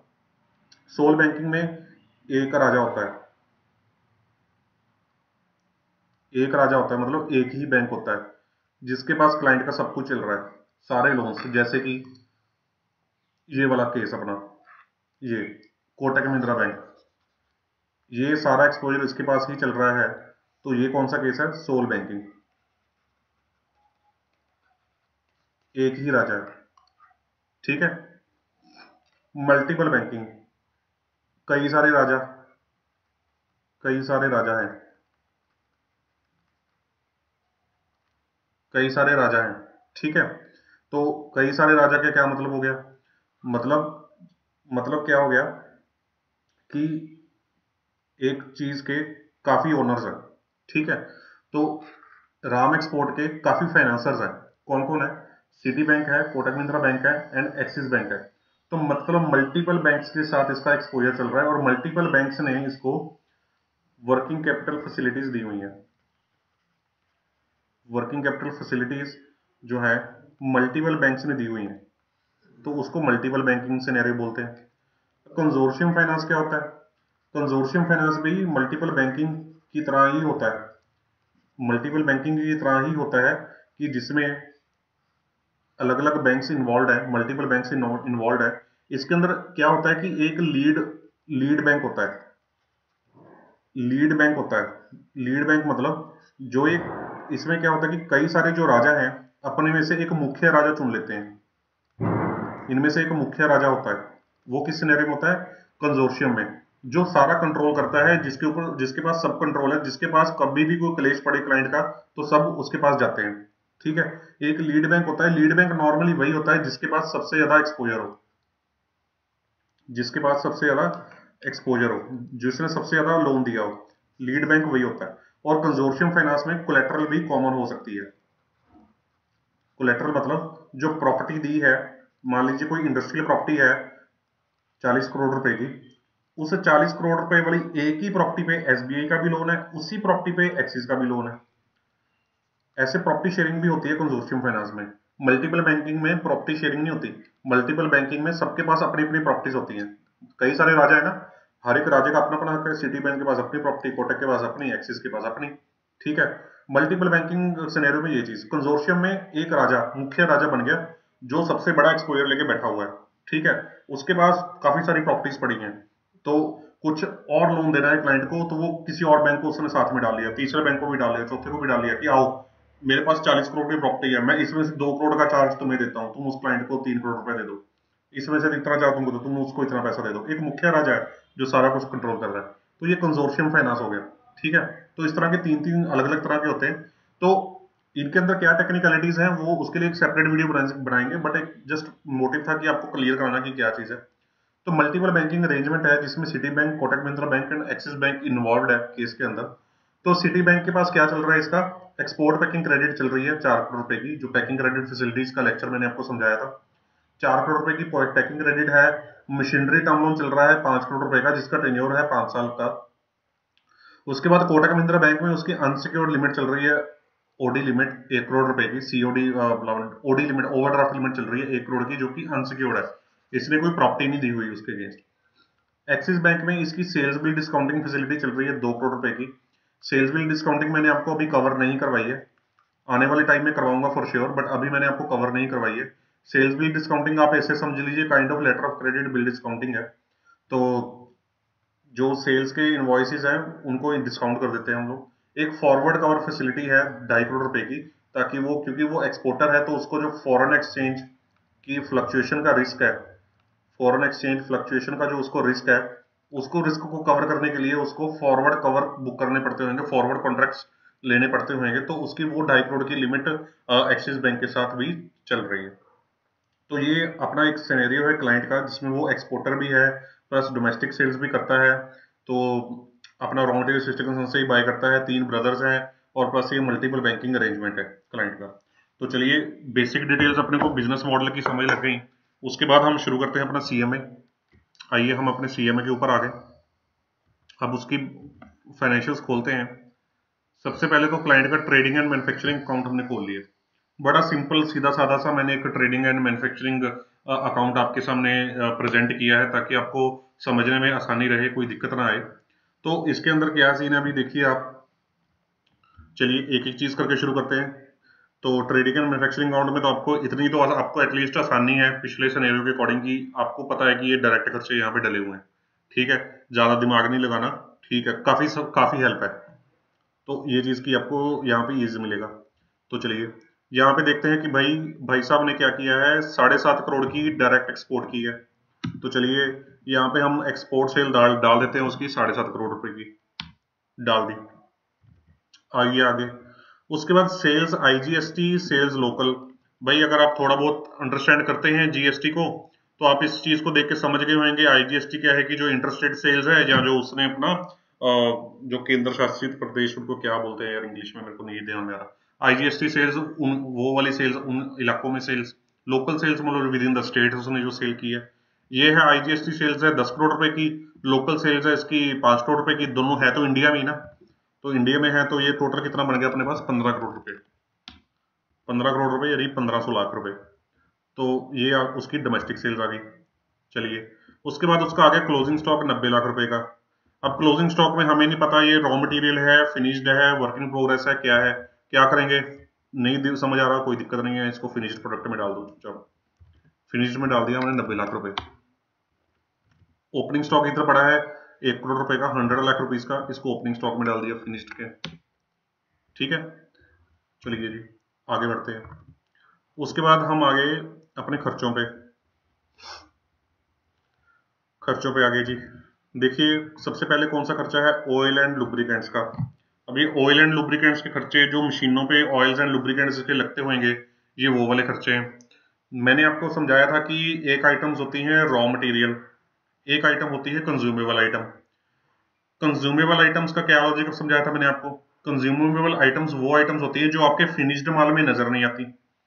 ठीक है जी। अगर आप शर्ट्स की फॉर एग्जांपल शर्ट्स की बात करें तो शर्ट्स की बात करेंगे, अगर हम उसमें बोलेंगे कि शर्ट्स जो आपकी शर्ट है या गारमेंट्स हैं, मैं बोलता हूं कि मैं उनकी स्टिचिंग का काम करता हूं। तो स्टिचिंग का काम करने के लिए मेरे को नीडल्स की जरूरत पड़ती है। नीडल्स में बाय करता हूँ ना, नीडल्स की जरूरत पड़ती होगी स्टिचिंग करने के लिए।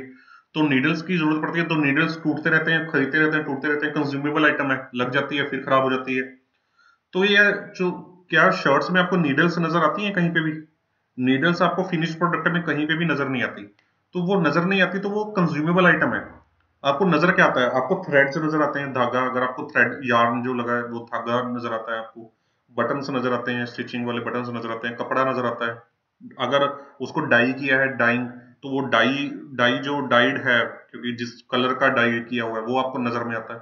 ठीक है, तो वो चीज तो आपकी क्या है कि वो कॉस्ट है रॉ मटेरियल काइंड ऑफ। जो कंज्यूमेबल कॉस्ट होती है वो फिनिश्ड प्रोडक्ट में कभी नजर नहीं आती। और ऑयल एंड लुब्रिकेंट कभी आपको फिनिश्ड प्रोडक्ट में नजर आएंगे? बिल्कुल भी नहीं नजर आएंगे। तो इसको हम कहां पे डालें, कंज्यूमेबल में डाल देते हैं। 17 लाख रुपए, क्लियर। उसके बाद परचेज इंपोर्ट, भाई साहब ने 1 करोड़ 20 लाख रुपए का परचेज इंपोर्ट किया है। क्या इंपोर्ट किया है अपने को नहीं पता, वो क्लाइंट से समझेंगे कभी, बट इंपोर्ट किया है तो वो रॉ मटेरियल किया होगा। तो इंपोर्टेड रॉ मटेरियल की फिगर है अपने पास 120, ये डाल देते हैं। उसके बाद आ गया परचेज कंज्यूमेबल, एक और आइटम आ गई कंज्यूमेबल की, यहाँ पे उसने स्पेसिफिकली कंज्यूमेबल लिख दिया, तो यहाँ पे हम इसको कंज्यूमेबल को डाल देते हैं 11 लाख रुपए स्पेसिफिक। ठीक है जी। नहीं लिखा कि इंपोर्टेड है कि इंडिजिनस है, तो इंडिजिनस मतलब डोमेस्टिक, तो हम इसको इंडिजिनस मान लेंगे, डोमेस्टिक मान लेंगे। उसके बाद लोकल परचेज आ गई 12.5 करोड़ रुपए की। लोकल परचेज आ गई 12.5 करोड़ रुपए की, तो यहाँ पे डाल देते हैं उठा के लोकल परचेज को 12.5 करोड़ रुपए की, राइट। उसके बाद उसने जॉब वर्क चार्जेस पे किए 2.5 करोड़ रुपए के। भाई कुछ काम वो खुद बनाने का कर लेता है, मैन्युफैक्चरिंग करने का, कुछ किसी से बाहर से बनवा लेता है। ठीक है, तो ये बाहर से उसने जो जॉब वर्क चार्जेस पे किए हैं, ये सर्विस चार्जेस हैं। इसके अंदर कोई आइटम बाई नहीं की उसने, सर्विस के चार्जेस हैं, तो मैन्युफैक्चरिंग के चार्जेस हैं। तो इसको यहाँ पे अगर हेड नहीं है स्पेसिफिक तो इसको अदर मैन्युफैक्चरिंग में डाल दीजिएगा, बट मैंने एक हेड बनाया हुआ है जॉब वर्क चार्जेस का, तो यहाँ पे मैं इसको डाल देता हूँ 250 को, right. Other manufacturing expenses 100 lakh rupees. हाँ मैन्युफैक्चरिंग के खर्चे हैं, ठीक है, आप क्लाइंट से समझ सकते हैं कि सर ये 1 करोड़ रुपए का अदर मैन्युफैक्चरिंग खर्चा क्या हो गया, हमें भी समझाइए, कोई डिटेल ही नहीं है। हम पूछने को पूछ सकते हैं, बट आपको अभी फिलहाल पता है कि मैन्युफैक्चरिंग का खर्चा है, तो इसको यहाँ पे डाल दीजिए 100 लाख रुपीज। आगे बढ़ते हैं। कार्टेज का खर्चा, मतलब माल को अंदर लेके आने का खर्चा, फ्रेट का खर्चा यहाँ पे डाल देते हैं। फ्रेट, कैरेज इनवर्ट, कार्टेज का खर्चा मिलता जुलता ही खर्चा है। इलेक्ट्रिसिटी का खर्चा वहां पे ठीक है, मशीनें चलती हैं, इलेक्ट्रिसिटी लगती है। इलेक्ट्रिसिटी का खर्चा कहाँ पे डालेंगे? पावर, पावर समझ आता है ना, इलेक्ट्रिसिटी 12 यहाँ पे डाल दिया। ठीक है, उसके बाद जनरेटर का एक्सपेंसेस 10 लाख रुपए जनरेटर का खर्चा है, तो ये भी पावर एंड फ्यूल के साथ रिलेटेड ही खर्चा हो गया जनरेटर का, तो उठा के यहाँ पे डाल दिया 10 लाख रुपए। उसके बाद आपका आ गया वेजेस, जो आपने लेबर्स को खर्चा पे किया, तो 50 लाख रुपए लेबर का खर्चा, यहाँ पे वेजेस का खर्चा आ गया। क्लियर? तो यहाँ पे आपके सामने हमने इस सारे ट्रेडिंग एंड मैन्युफैक्चरिंग अकाउंट को पंच कर लिया। अब आप एज अ क्रेडिट मैनेजर सोचिए, अब यहाँ पे इसने ग्रॉस प्रॉफिट कितने का दिखाया है? 4 करोड़ रुपए का ग्रॉस प्रॉफिट दिखाया है। 4 करोड़ का ग्रॉस प्रॉफिट कितने की सेल्स पे दिखाया है? ये सेल्स है इसकी 22.5 करोड़ रुपए की सेल्स पे। 22.5 करोड़ रुपए की सेल्स पे 4 करोड़ का ग्रॉस प्रॉफिट, तो ये बनता है मोटा मोटा 18%, 17.77% बन रहा है, तो इसको मानते हैं 18%।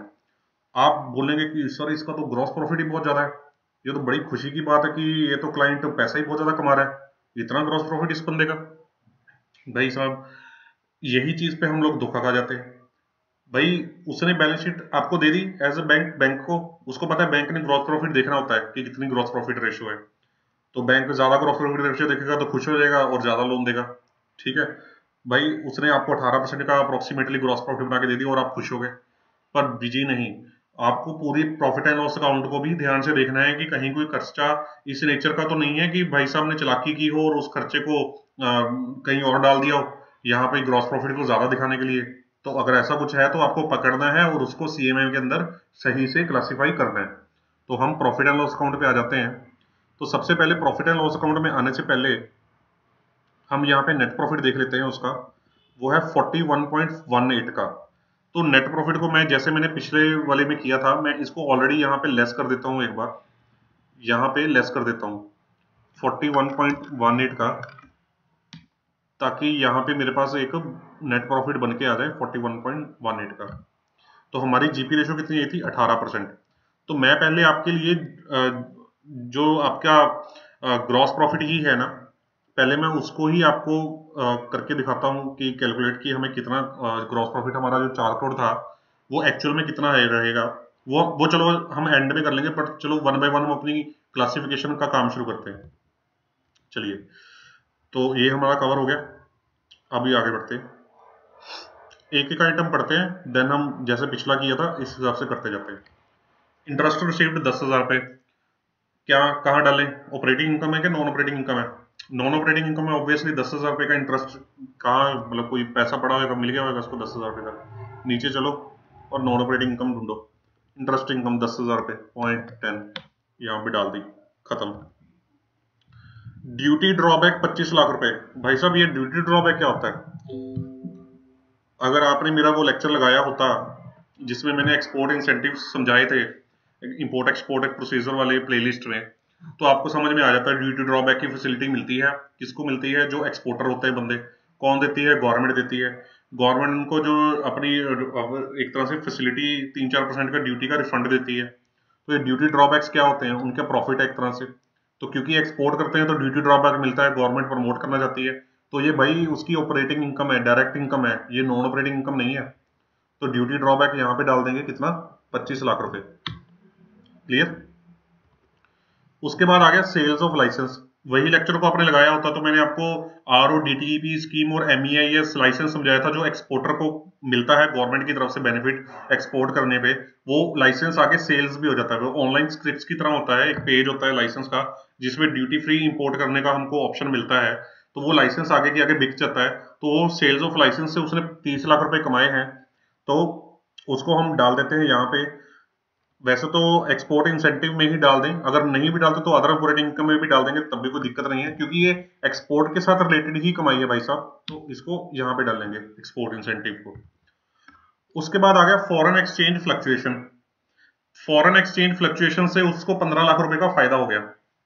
भाई साहब, जब उसने एक्सपोर्ट किया था माल, तो उस टाइम $1 $75 का चल रहा था, ठीक है। मान लीजिए उसने $1 लाख का माल बेचा, तो उसने उस टाइम अंदाजा लगाया था कि 75 रुपए का डॉलर है एक, तो 1 लाख इंटू 75, 75 लाख रुपए मेरे को सेल्स जनरेट होगी। पर जब 3 महीने बाद उसको पैसा आया, तब डॉलर हो गया 77 रुपीज का, तो उसको 75 लाख रुपीज की जगह कितने मिल गए, 77 लाख रुपीज। 2 लाख रुपए उसने जो पहले से एक्सपेक्ट किए थे उससे ज्यादा मिल गए, उसको फायदा हो गया ना फॉरेन एक्सचेंज, ये उसको फॉरेन एक्सचेंज फ्लक्चुएशन का फायदा हो गया। तो एक्सपोर्टर के केस में या इंपोर्टर के केस में, जब फॉरेन करेंसी में डीलिंग रेगुलर ही है हमारी, तो फॉरेन एक्सचेंज फ्लक्चुएशन से प्रॉफिट एंड लॉस तो होता ही रहता है। तो ये operating nature of a business है। कई बैंक इसको नॉन ऑपरेटिंग मानते हैं, भाई मैं तो इसको ऑपरेटिंग ही मानता हूँ। ऑपरेटिंग नेचर ऑफ इनकम है, क्योंकि एक्सपोर्ट का बिजनेस है, इंपोर्ट का बिजनेस है, उसमें होता ही रहता है फॉरेन एक्सचेंज फ्लक्चुएशन का प्रॉफिट एंड लॉस। ठीक है जी। चलिए, इंश्योरेंस सेटलमेंट, कोई नुकसान हुआ होगा तो इंश्योरेंस से इसको सेटलमेंट हुई, 3 लाख रुपए की कमाई हुई, क्या ये इसकी ऑपरेटिंग इनकम है, नॉन ऑपरेटिंग इनकम है? भाई साहब, और इंश्योरेंस से सेटलमेंट हर साल ही होती रहती है, ये तो यूनिक सर्कमस्टांस हो गया ना, इंश्योरेंस से सेटलमेंट हुई 3 लाख रुपए की। तो ये यूनिक अगर नेचर ऑफ बिजनेस है, तो इसको नॉन ऑपरेटिंग कमाई है, इसकी बिजनेस की कमाई नहीं है, ये नॉन ऑपरेटिंग कमाई है। तो चलिए इसको नॉन ऑपरेटिंग इनकम में डालते हैं 3 लाख रुपए को, ठीक है। चलिए, bad debts recovered, bad debts क्या होते हैं कि जो डेटर्स के पैसे मर गए थे, उनसे इसको कोई रिकवरी आ गई, बाई चांस कोई डेटर्स का अंदर से जमीर जाग गया, उसने इसको पैसे भेज दिए वापस। ये तो यूनिक नेचर ऑफ ट्रांजैक्शन हो गई ना, हर साल तो होती नहीं है, हर किसी का जमीर तो जागता नहीं है, हर किसी का हो सकता है कि वो इंसॉल्वेंट हो गया वो बंदा, और कोर्ट ने 5-7 साल बाद कोई डिसीजन दिया और उसमें से रिकवरी कुछ आ गई हो इसको। तो भाई इस तरह की चीज नॉर्मल बिजनेस सिनेरियो नहीं होती, ये नॉन ऑपरेटिंग इनकम है, बैड डेट्स रिकवर्ड। आगे बढ़ते हैं, मिसलेनियस इनकम। क्या करें, मिसलेनियस इनकम अपने को नहीं पता, समझ नहीं आ रहा कि मिसलेनियस इनकम क्या है क्या नहीं, ठीक है, नहीं समझ में आ रहा। अमाउंट रिटर्न ऑफ 50,000 रुपए, भाई साहब नहीं समझ आ रहा कि क्या चीज है, ऑपरेटिंग है नॉन ऑपरेटिंग है। तो मैंने क्या समझाया था, नहीं समझ आ रहा तो क्या करो, कंजूस बन जाओ, कंजर्वेटिव बन जाओ, इसको उठा के 1.5 लाख रुपए जो दोनों बनते हैं, इसको कहाँ डाल दो, नॉन ऑपरेटिंग इनकम में। चलिए जी, रिबेट एंड डिस्काउंट, इसको डिस्काउंट कमा लिया इसने। अब डिस्काउंट तो भाई business nature of manufacturing trading, कोई भी बिजनेस हो उसमें डिस्काउंट तो हम लोग कमा ही लेते हैं ना। अगर हमने मान लीजिए कि किसी को कैश पेमेंट कर दी, बड़े लॉट में माल ले लिया, तो डिस्काउंट की इनकम हो गई। तो ये तो रेगुलर नेचर ऑफ बिजनेस का पार्ट ही होता है रिबेट एंड डिस्काउंट कमाना। तो रिबेट एंड डिस्काउंट को क्या मानेंगे, इसको मानेंगे हम ऑपरेटिंग इनकम। उसके बाद आ जाती है अदर ऑपरेटिंग इनकम। अब इस सिनेरियो में दुविधा में फंस गए। अब अदर ऑपरेटिंग इनकम को हम क्या समझे, 3 लाख रुपए को, एक तो ऑप्शन है कि सर सीए ने अदर ऑपरेटिंग इनकम लिखा है तो इसको अदर ऑपरेटिंग इनकम ही मान लेते हैं। दूसरी ऑप्शन है कि सर अब हमें क्या पता अदर ऑपरेटिंग इनकम में क्लासिफिकेशन, अपने को तो समझ में नहीं आ रहा, यहाँ पे लिखा तो है नहीं कि अदर ऑपरेटिंग इनकम में 3 लाख रुपए में उसने कमाया गया है, क्या कहाँ पे डालें कहाँ पे नहीं, कैसे क्लासीफाई करें इस चीज को। फिर वही फंडा, कंफ्यूज हो गए, नहीं समझ आ रहा, कंजर्वेटिव हो जाओ, बड़ी अमाउंट भी नहीं है, इसको क्या करो, नॉन ऑपरेटिंग इनकम में डाल दो 3 लाख रुपए को। ठीक है जी, ये 6 लाख रुपए को हम ऊपर ले जाते हैं ऑपरेटिंग इनकम में, यहाँ पे अदर ऑपरेटिंग इनकम में डाल देते हैं 6 लाख रुपए। ठीक है जी। तो जो आपका ग्रॉस प्रॉफिट 4 करोड़ रुपए का आ रहा था ऑपरेटिंग बिजनेस से, तो एक्चुअल में वो 4 करोड़ का तो है नहीं, क्योंकि ये ड्यूटी ड्रॉबैक हो गया, सेल ऑफ लाइसेंस हो गया, फॉरेन एक्सचेंज फ्लक्चुएशन हो गया, प्लस ये आपका रिबेट एंड डिस्काउंट हो गया। ये 76 लाख रुपीज की जो अप्रोक्सीमेटली अमाउंट बन के आ रही है, ये 76 लाख की कमाई भी तो आपकी बिजनेस की कमाई है, normal part of the business है ना। तो ये 4 करोड़ की जगह इसको कितना माने हम, 4 करोड़ 76 लाख रुपए के इक्विवेलेंट माने। ये आप बोलेंगे कि सर आपने तो पहले 17.77% जो बताया था, अब वो तो फिर परसेंटेज बढ़ जाएगी ना, क्योंकि अब वो तो 4 करोड़ के हिसाब से हम कैलकुलेट कर रहे थे, अब हमारा 4 करोड़ 76 लाख रुपए बन रहा है, बिल्कुल बढ़ जाएगी हमारी कैलकुलेशन। तो पर अभी हमने खर्चों की तरफ भी तो जाना है, खर्चे भी तो देख ले कि कोई ऐसे तो नहीं है कि जो मेन खर्चा हो उसको उसने यहाँ पे डाल दिया हो। चलिए वहां पे चलते हैं एक बार।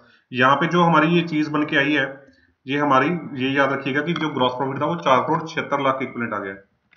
यहाँ पे हम एक बार अपनी वर्किंग के लिए नोट कर लेते हैं, 4 करोड़ 76 लाख रुपए। चलिए अब खर्चों की तरफ बढ़ते हैं। अब देखिए, पहला ही खर्चा आ गया कस्टम ड्यूटी चार्जेस 9 लाख रुपए। अब भाई, अब ये बंदा इंपोर्ट करता है, तो इंपोर्ट करने पे कस्टम ड्यूटी तो ऑब्वियसली देनी पड़ेगी उसको, कस्टम ड्यूटी नहीं देगा तो इंपोर्ट कैसे होएगा। तो कस्टम ड्यूटी का खर्चा तो इसको यहाँ पे डालना चाहिए था, ट्रेडिंग अकाउंट में यहाँ पे इसने शैतानी की, यहाँ पे डाला नहीं, यहाँ पे डाल दिया, गलत बनाया ना, गलत चीज को प्रेजेंट किया ना, तो ये तो हमारा डायरेक्ट खर्चा हो गया ना भाई, तो इसको हम डायरेक्ट खर्चे में डालेंगे। इसको आप फ्रेट एंड कैरेज इनवर्ड में भी डाल सकते हैं या अदर मैन्युफैक्चरिंग खर्चों में भी डाल सकते हैं, या यहाँ पे एक अदर हेड बना लीजिए, अदर डायरेक्ट एक्सपेंसेस का, अदर डायरेक्ट एक्सपेंसेस, क्योंकि कस्टम ड्यूटी कोई मैन्युफैक्चरिंग का खर्चा तो है नहीं, तो अदर डायरेक्ट एक्सपेंसेस में इसको 9 लाख रुपए को डाल लेते हैं। ठीक है जी, तो 9 लाख रुपए को यहाँ पे डाल लेते हैं। तो 4,76,00,000 रुपए में से 9 लाख का खर्चा ऐसा था जो उसने ऊपर डालना चाहिए था पर उसने डाला नहीं। चलिए आगे बढ़ते हैं। Loss on sale of machinery 2 lakh रुपए। Loss on sale of machinery हर साल की आइटम तो है नहीं, बिजनेस का नेचर तो है नहीं, तो इसको नॉन ऑपरेटिंग एक्सपेंस मानेंगे, नॉन ऑपरेटिंग एक्सपेंस मानेंगे। तो यहाँ पे इसको loss on sale of assets 2 lakh रुपए यहाँ पे डाल देते हैं। एनुअल मेंटेनेंस चार्जेस अगेन छोड़ दीजिए। ऑडिट फीस, क्योंकि हम पिछला कवर कर चुके तो अपने को पता है कि एक ऑडिट का अलग हेड बना हुआ है, तो यहाँ पे 0.50 ऑडिट फीस डाल देते हैं। बैंक चार्जेस 10 लाख रुपए, फाइनेंस के खर्चों में आ जाइए, वहां पे बैंक चार्जेस डाल दीजिए 10 लाख रुपए। उसके बाद बैंक इंटरेस्ट 1 करोड़ रुपए का बैंक इंटरेस्ट, भाई मोटा मोटा इंटरेस्ट पे करता है बंदा। 1 करोड़ रुपए का बैंक इंटरेस्ट यहाँ पे डाल दीजिए, क्योंकि टाउन लोन्स में है या किसमें अपने को नहीं पता, तो 1 करोड़ रुपए चुपचाप वर्किंग कैपिटल लिमिट में डाल दीजिए। वैसे भी कोई फर्क नहीं पड़ने वाला, जब आप एनालिसिस अपना समराइज्ड देखेंगे तो टोटल फाइनेंस चार्जेस को ही वो देखेगा, तो बाइफरकेशन जस्ट एक प्रेजेंटेशन पर्पज है। तो उसके बाद बैंक इंटरेस्ट कार एक टर्म लोन होता है, तो इसको इसमें डाल दीजिए। वैसे तो ये पार्टनरशिप फॉर्म है तो इंटरेस्ट टू पार्टनर्स होना चाहिए था, बट मैं भूल गया, आप ये समझ लीजिए कि मैंने इसमें डाला नहीं इंटरेस्ट टू पार्टनर्स, या आप डाल, चलो छोड़िए, रहने दीजिए कि क्या डालना है अभी। आप अगर होता तो आप इसमें डाल देते हो इंटरेस्ट टू पार्टनर्स को, ठीक है। कार एक्सपेंसेस छोड़ दीजिए, नॉर्मल जनरल खर्चा है, चैरिटी डोनेशन जनरल खर्चा है, कोई स्पेसिफिक हेड भी नहीं है।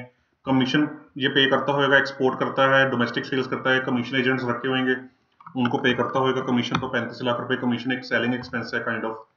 तो कोरियर सर्विस चार्जेस, कोरियर कुछ डॉक्यूमेंट्स करवाए होंगे तो 50,000 रुपए नॉर्मल खर्चा है कोरियर बिजनेस का। डेप्रिसिएशन आ गई हमारे पास 80 लाख रुपए की।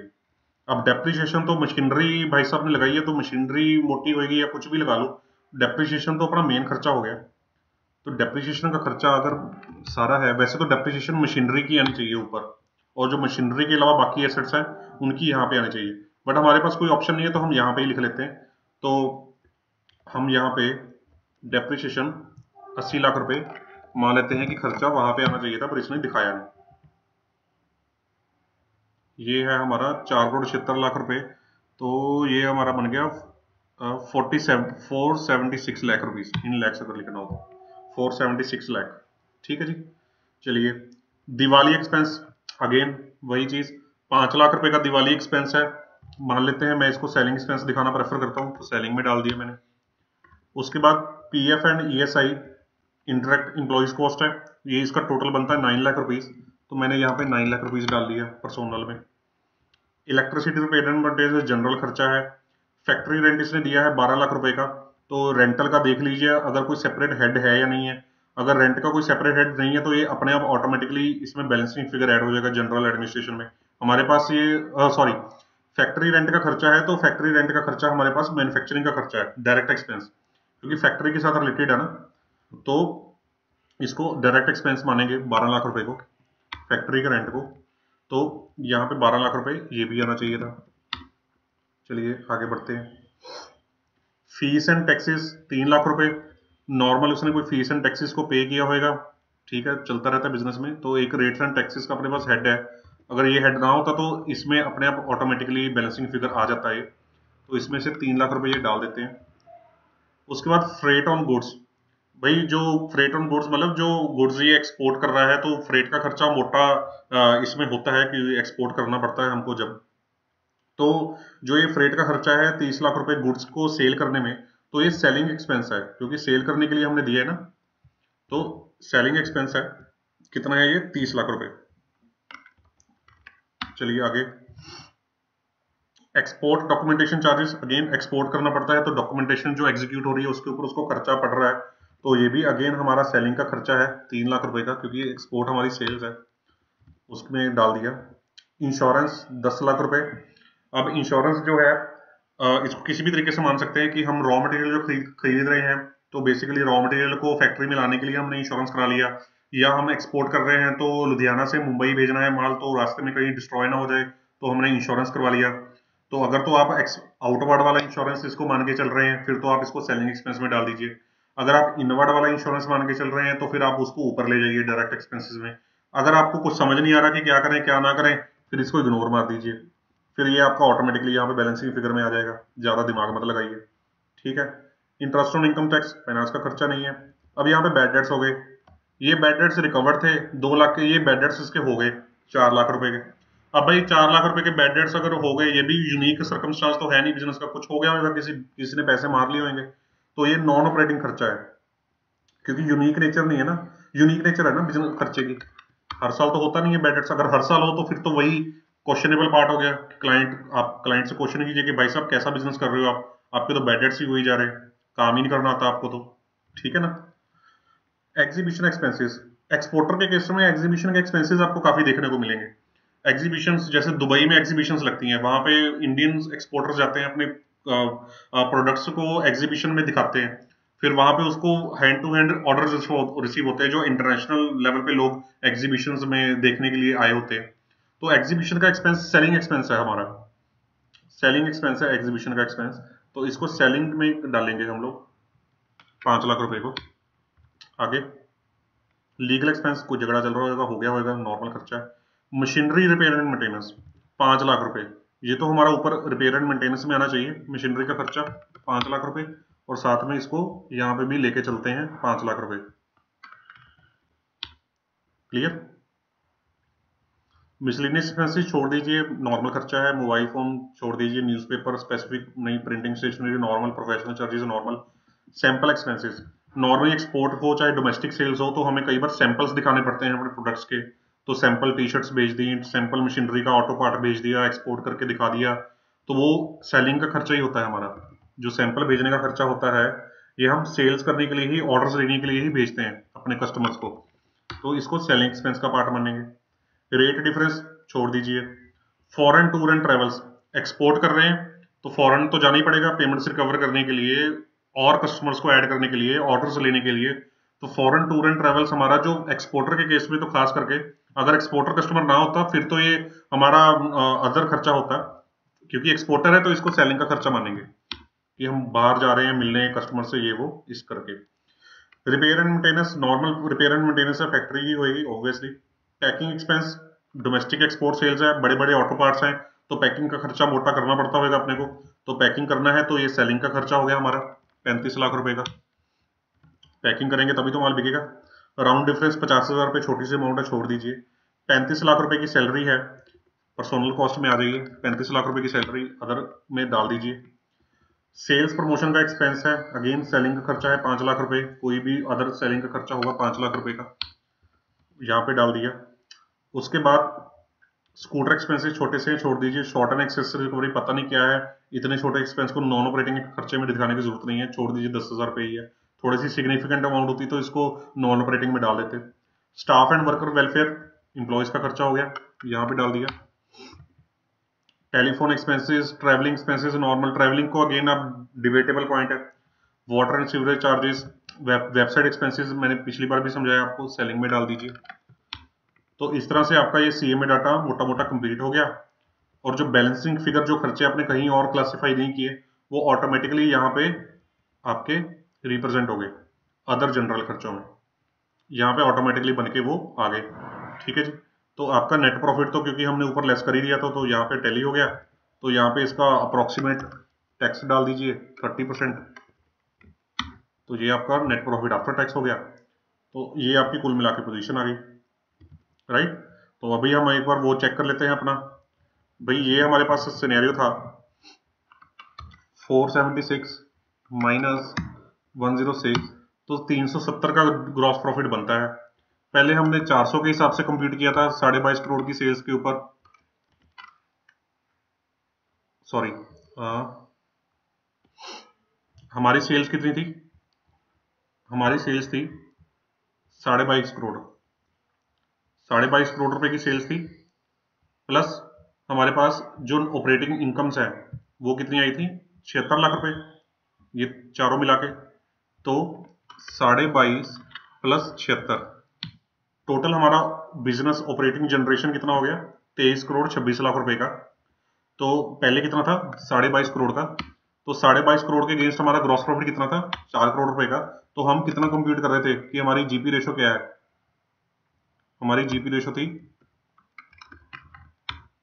17.77% पहले, जो इस फिगर पे थी। ठीक है जी। अब हम रिवाइज अपनी कैलकुलेशंस देखते हैं।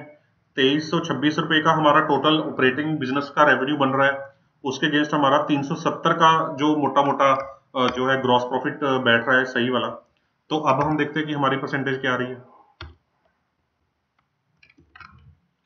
ये आपकी एक्चुअल ग्रॉस प्रॉफिट की परसेंटेज है, 15.91%। यही फायदा होता है सीएमए डाटा बनाने का, कि सीएमए डाटा बनाओगे तो आपके पास एक्यूरेट फिगर निकल के आएगी कि एक्चुअल में जो रिप्रेजेंट हो रहा है वो देखिए बहुत ज्यादा फर्क तो नहीं पड़ा सिग्निफिकेंट। आप बोलेंगे कि 17.77% और अराउंड 16%, तो 16% भी हेल्दी मार्जिन है, तो कोई बहुत ज्यादा सिर्फ फर्क तो नहीं है। बट ये तो एक जस्ट एक मैंने आपके सामने रैंडम बना के दिखाया।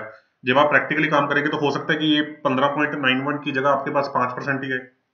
ठीक है ना? तो सीएमए डाटा बनाने का यही बेनिफिट होता है कि आप दीवारों को तोड़ के अपने मन मुताबिक काम कर सकते हैं। ठीक है? तो तभी तो सीएमए डाटा बनवाता है बैंक।